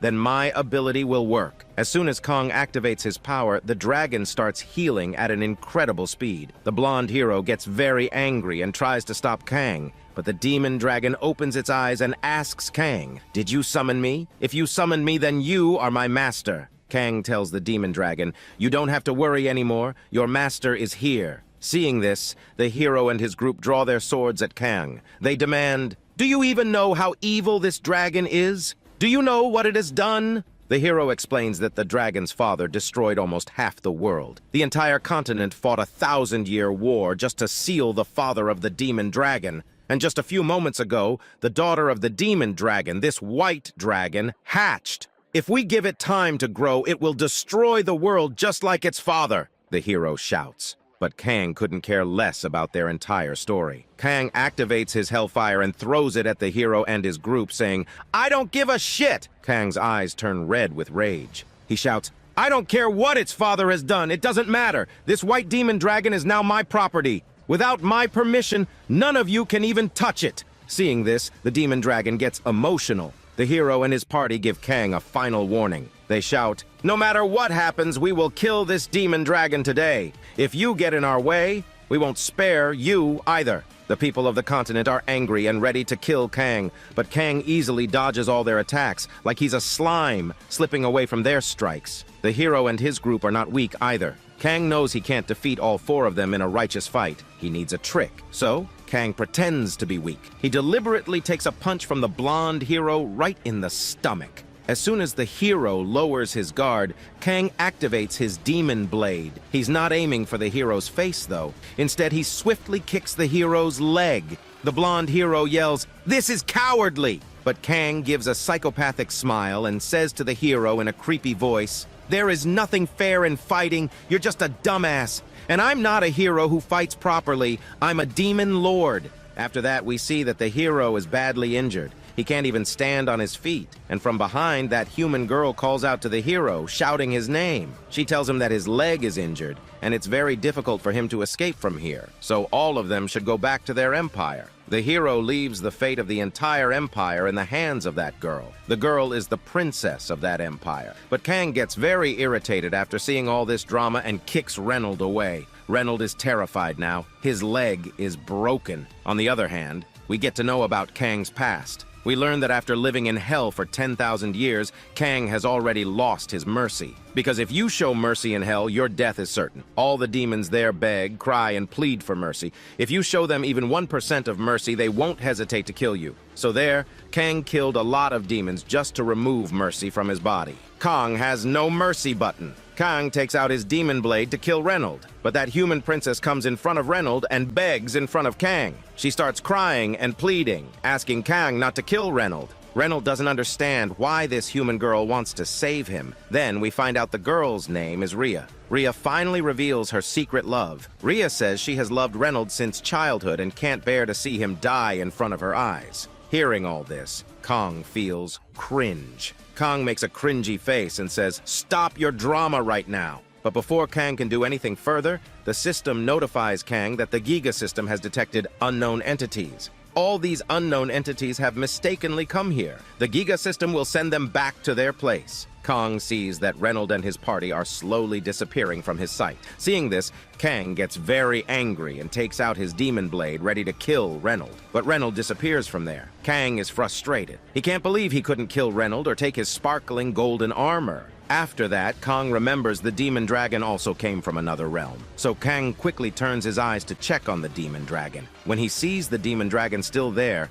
Kang feels very relieved. He goes over to his summon and thinks he needs to find out more about the Giga system. According to what Kang has figured out so far, the Giga system acts like a defensive barrier meant to block foreign invaders. When Kang was coming to Earth from Hell, it was the Giga system that stopped him. But now, Kang thinks, if the Giga system stops foreign invaders, then how is it allowing demons from Hell to come to Earth? Then Kang realizes that all the demons have been coming to Earth only in the last 2-3 weeks. With a click, Kang's mind starts racing. Kang realizes that 2-3 weeks ago, he came to Earth. And as soon as Kang arrived, there was a strange error in the Giga system. Kang understands that because of him, there's an error in the Giga system, allowing beings from Hell to invade Earth. Kang grabs his head and sits down thinking, I'll figure all this out later. First, I need to treat the demon dragon in front of me. Kang goes in front of the demon dragon, places his hand on it, and uses his resurrection skill to heal it completely. The demon dragon is in a lot of pain, but Kang tells it, "Just hold on a little longer, you'll be healed soon." The demon dragon thanks Kong. Finally, Kong heals the demon dragon completely. As soon as the demon dragon becomes conscious, it starts telling its story to Kong. The demon dragon says it doesn't know anything about Earth. It came from a different planet called Ankia. That planet is completely different from Earth. There, people use swords and bows. There are dwarfs, elves, wyverns, and normal monsters. There are goblins as well. The demon dragon shrinks in size, becoming very small. It sits on Kong's car and goes with him. While they are on their way, the demon dragon asks if they're going to Kang's nest. Kang feels shy and thinks his my house is kind of like a nest, and Juhi is like her companion, so yes, this is a sort of nest. Kong feels a little shy. The demon dragon also feels a bit shy, but happy. The demon dragon starts telling its story. It was born just a few days ago. In the beginning, its father treated it well, but suddenly, a few days ago, its father disappeared. After its father's disappearance, it was alone in the library reading books. It lived alone until one day, Reynold and his party came and started beating the demon dragon, accusing it of intending to destroy the world. The demon dragon cries, looking at Kang, and says it has no intention of destroying the world. "Do you believe me?" the demon dragon asks. Looking at the crying face of the demon dragon, Kang remembers his own childhood, when everyone left him. Kang puts his hand on the dragon's head and says, "The world may think anything about you, but I believe you 110%. Hearing this, the demon dragon starts crying again. Kang wipes the tears from the dragon's eyes. There is a very emotional and lovely scene between them. After that, the scene shifts. Kang has brought the demon dragon home. Juhi gets very excited and happy looking at the demon dragon. She holds the demon dragon to her chest like a stuffed toy, calling it cute. We then find out the real name of the demon dragon is Echi. Echi gets scared and hides behind Kang, saying, "That person is very scary." Kang tells Echi, "Go on, explore your new nest." After that, Juhi and Kang start talking. Juhi tells Kang that she has leveled up a lot and has become stronger than before. Kang congratulates her, saying, "If you keep leveling up like this, you'll soon become a high-ranked player." Kang promises Juhi that they will go on another raid together very soon. Hearing this, Juhi becomes very happy. There's a lovely moment between them. On the other hand, Echi falls asleep on Kang's lap. After that, the scene shifts, and we see that the next day has passed. Kang is still sleeping, slowly drifting into Juhi's scent. Juhi had made a nice kimchi and rice today. Kang stretches his arms, yawning, and sits at the table. Suddenly, a little girl sits next to him and cheerfully says, "Good morning." Kang, still half asleep, replies, "Good morning," without thinking. But wait! Kang suddenly realizes this little girl isn't just any girl. He stares in shock and realizes that it's none other than Ichi. Juhi informs Kang that she was surprised too. As soon as morning came, Juhi noticed that Ichi had transformed into a human form. Kang quickly notices that the demonic energy inside his body feels almost drained. Ichi looks at Kang with innocent eyes and explains that even she doesn't know why she's taken a human form. When she slept through the night, she felt a strong connection with Kang, and when she woke up, she found herself in this human shape. Kang finally understands why he felt so weak this morning. Kang, now puzzled, asks Echi, "Can you change back into your dragon form, or is this permanent?" Echi, eager to impress Kang, raises her hand and tries to unleash all her power to transform back. But before she can finish, Kang realizes they're screwed. He tries to stop Echi, but it's too late. Echi begins to transform into a half-dragon, almost destroying the entire room. The scene shifts, and we see Echi sitting there, tears welling up in her eyes. While transforming, her clothes had torn apart. Kang and Juhi quickly give her a new dress. Kang scolds Echi and says, "Don't transform without telling me next time." Echi pouts with a teary face, but Juhi gently pats her head, telling her, "It's okay, Echi. You just need to be careful. Don't transform at home, all right?" Kang also tells Echi, "You can transform whenever you need to, but make sure you do it when I'm around." Echi nods, still a bit emotional, but Kang secretly feels relieved. If she had stayed as a dragon, taking her around would have been a problem. But now that she's in human form, it'll be much easier to take her everywhere. Juhi then suggests,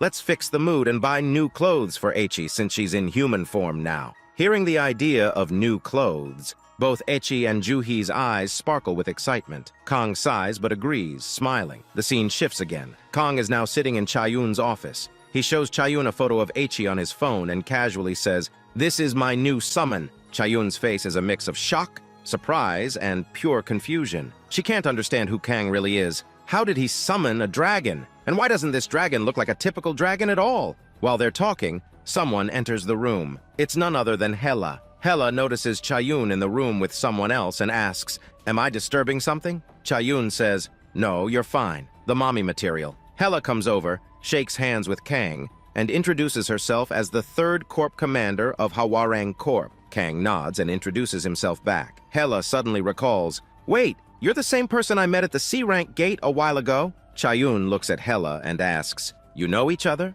Hela explains, "Yes, I met him in a C-Rank dungeon a few days ago. He's kind, righteous, and polite." Hearing this, Chayun looks disgusted because she knows the real Kang. Chayun asks, "Why are you here, Kang?" He smirks and says, "I want a permanent S-Rank entrance." Chayun, irritated, sits down heavily on the sofa and asks, "Do you even know how dangerous an S-Rank gate is? You can't clear an S-Rank dungeon alone. You need at least 3, 4 S-Rank hunters." Kang calmly replies, "I know, I'm not planning to go alone. I'll take my summon with me." He grins, "And she's a dragon." Hela looks completely lost and asks Chayun, "Wait, didn't you say this guy was doing C-Rank gate, so he's a B-Rank hunter, right? How can he become S-Rank in just 2 to 3 weeks? Chayun laughs and replies, "He's an idiot with immense potential. He's already an S-Rank hunter." Hela looks amazed, thinking Kang must have been hiding his true rank before. Because Chayun and Hela need to discuss something secret, Chayun reluctantly agrees to give Kang a permanent S-Rank card. Kang leaves, and then Chayun and Hela have a serious conversation. Hela reveals, "Our secret agent in the demonic group informed us that they're preparing a dangerous ritual. They're going to summon a powerful, intelligent being from hell." Chayun's expression changes. If those demonic cult members manage to summon Lilith, the demon of octopus, Kang's reaction is going to be priceless. After that, the scene shifts, and we see Kang finally arriving at the S-Rank dungeon with Achi. As soon as he steps in, Kang activates his omnipotent eye, scanning the dungeon to sense the types of monsters lurking inside. Kang's eyes widen. He senses a dragon-type monster. Without wasting a second, Kang activates his demonic temptation to lure the beast toward him. It doesn't take long. The demon comes charging toward Kang. And damn, this demon is huge, towering over Kang like a building. Kang instantly realizes this isn't an ordinary monster. This is something else. The moment the demon gets close, it throws a powerful punch. Kang retaliates, using his full power to land his own punch. The ground shakes as their punches clash, but they're evenly matched. Even after going all out, Kang finds himself struggling. He realizes that S-Rank monsters are no joke. Chayun wasn't lying when she said he needed an S-Rank team to complete this dungeon. But Kang isn't backing down. He activates his lightning attack, paralyzing the demon on the spot. Kang grins and amps up the voltage, frying the demon from the inside out. The system notifies Kang, "You have killed a giant orc. Level up, +1. But Kang can't help but feel exhausted. This was just a normal S-Rank monster, and it took everything he had. From behind, Ichi comes running, shouting to Kang that she wants to fight too. But Kang shakes his head and says, "When the time's right, kiddo, I can't risk you getting hurt again." He still doesn't know how strong Ichi really is, and he doesn't want her injured. Suddenly, the sound of wings fluttering fills the air. Kang looks up and his face goes pale. Almost 10-20 huge wyverns are descending toward him. And these aren't just any wyverns, they're all S-Rank wyverns. Kang could probably take them on alone, but he's worried about Ichi. He grabs Ichi and activates his demonic wings, taking flight to escape. But the wyverns are fast. They cut off his path, surrounding him from every side. Ichi looks up, her eyes wide with fear. She thinks, "All these wyverns, they're going to kill Daddy Kang!" Tears start welling up in her eyes and she shouts, "Stay away from my daddy!" With that, Ichi transforms into her full dragon form. And damn, I must say, these wyverns look like gnats compared to Ichi's full dragon form. She's almost 10 times bigger than any of those wyverns. Ichi swings her massive tail, slicing one of the wyverns clean in half. It's brutal. One by one, Ichi devours the wyverns like they're nothing but snacks. Kang hovers in the air watching this bloodbath unfold. He's in shock. Ichi is absolutely crushing these S-Rank wyverns like they're mere insects. Meanwhile, the system keeps pinging notifications at Kang. Your familiar has killed an S-Rank wyvern, gained massive experience points. Kang stands there, stunned. He thinks to himself, wait a damn minute. Is Ichi really more powerful than me? After that, the scene shifts, and we see Kang taking Ichi onto his lap. Ichi loses all her energy due to being in her full dragon form and reverts back to her baby form. Ichi makes a crying face, and the next moment, Kang's expression turns angry. He shouts at Ichi, "Even though you transformed to help me in your dragon form, I told you not to transform without asking me first." Kang doesn't like it when someone disobeys his command. Hearing this, Ichi gets even more emotional and promises Kang that she will never transform without his permission again. But Kang hates seeing Ichi cry like this. He pulls her into a hug and says softly, "The first mistake is forgiven, Ichi." Kang gently pats Ichi on the head, comforting her. We learn that Kang has now reached level 49. Kang thinks to himself, "I knew Ichi was a strong demon, but I had no idea she was this strong." He realizes that Ichi wasn't actually that powerful before. Last night, when Ichi absorbed all of Kang's demonic power, it made her much stronger than before. Ichi doesn't even know this yet. The scene shifts again, and we see Kang coming out of the dungeon, still holding Ichi on his lap. He heads home, thinking, "Juhi must have made kimchi for me." But suddenly, Ichi's face turns very serious. Ichi points a small finger towards a dark alley and says, "I smell blood from over there." The scene changes, and we see the same spy who was planted by Cha Yun inside the demonic cult. We witness how the spy risked his life to gather all the information about the demonic cult and put it on a memory card. The spy hurries into a bathroom, frantically thinking about where to hide the memory card. He knows he needs to pass it to Cha Yun or someone trustworthy, but escaping from the cult is almost impossible. The spy contemplates, "Should I hide it in my shoe? No, that's too obvious. Maybe in my asshole? It'll be safer there." But before he can make his move, a creepy demonic cult member emerges from the bathroom and catches the spy red-handed. Back to the present, we see the spy bleeding profusely from his head. He's almost half dead, barely managing to run away. There's only one thought in his mind. This memory card must be kept safe. He knows if he can hand it over to an officer, his death won't be in vain. While escaping, the spy collapses on the ground, blood pouring from a deep wound in his stomach. He desperately tries to stop the bleeding, but his vision starts to fade. Just as everything goes black, Kang and Ichi appear in front of him. The spy's face lights up with relief as he sees Kang. With trembling hands, he reaches out and places the memory card in Kang's hand. He whispers, "This is my last memory card. Please keep it safe." And with those words, the spy dies right there. Kang looks down, completely confused. Who the hell was that guy? How did he end up bleeding like this? And what the hell is this memory card for? Kang stares at the card in disbelief and thinks to himself, "Well, bro just handed me his divine collection of porn to a total stranger."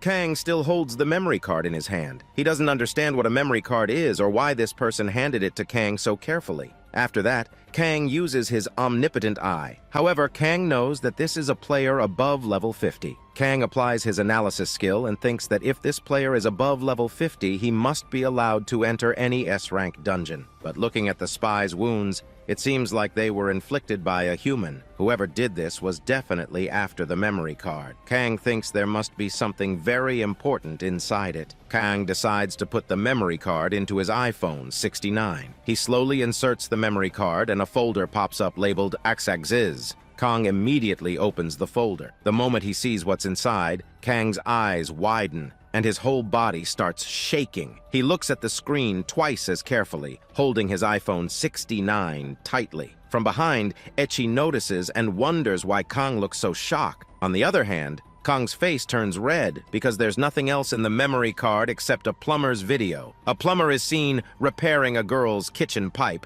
putting his pipe into her sinkhole. Kang's face gets even redder. He can't believe this person genuinely gave him a divine collection of videos. A strange tickling sensation runs through Kang's body and his little pee-pee starts waking up slowly. In 10,000 years, this is the first plumber video Kang has seen. 5 to 10 minutes pass, and Kang keeps watching the video, his eyes completely red. But then, Ichi calls out from behind, saying Kang has been staring at his phone for too long. Kang tries to explain to her that this is crucial evidence. The spy handed it over before he died, so Kang needs to keep it safe. But suddenly, Kang senses a group of people approaching. They're members of the demonic cult. The cult members arrive and notice the dead spy on the ground. They see Kang watching something on his phone and immediately understand that the spy must have handed the memory card to Kang. One of the cult members shouts, asking if Kang put the memory card in his phone and if he's seen everything on it. Kang, still flustered from watching the plumber video, tries to make sense of the situation. The cult members draw their blades, declaring that since Kang has seen everything in the memory card, they can't let him live. Kang is baffled. He wonders if watching a porn video on Earth is such a big sin that people are willing to kill over it. He quickly realizes that the demonic cult is after the memory card, but Kang isn't about to hand it over easily. He gets furious. Kang slips his phone into his pocket and shouts, "How dare they try to steal the first plumber video he's watched in 10,000 years?" Kang is enraged. He vows to protect the memory card with his life. As the cult members charge at him, Kang swiftly pulls out his demonic blade. One by one, he slices through them like butter. The cult members can't even last a second against Kang, and soon they're all dead. The remaining cult members try to escape, but Kang drops a single drop of his blood on the ground and activates the Terra Blade. Instantly, multiple blades erupt from the earth, killing every last one of them. It's a bloodbath. The dark alley is filled with red blood. Kang is still watching the video, wondering,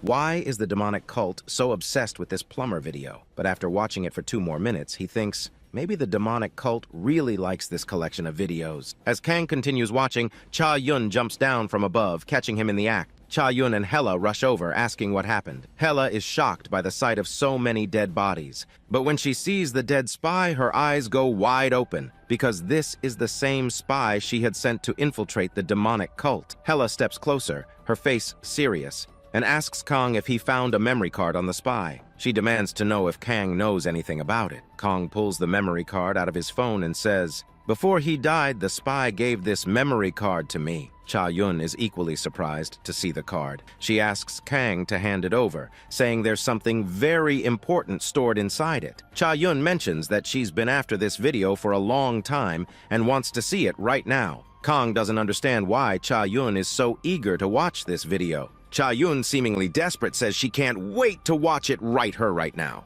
So with this, the video ends here. If you also want to get the Divine Collection, smash that like button and let's hit 5,000 likes. And don't forget to drop a pickle juice in the comments. Goodbye and see you in the next one.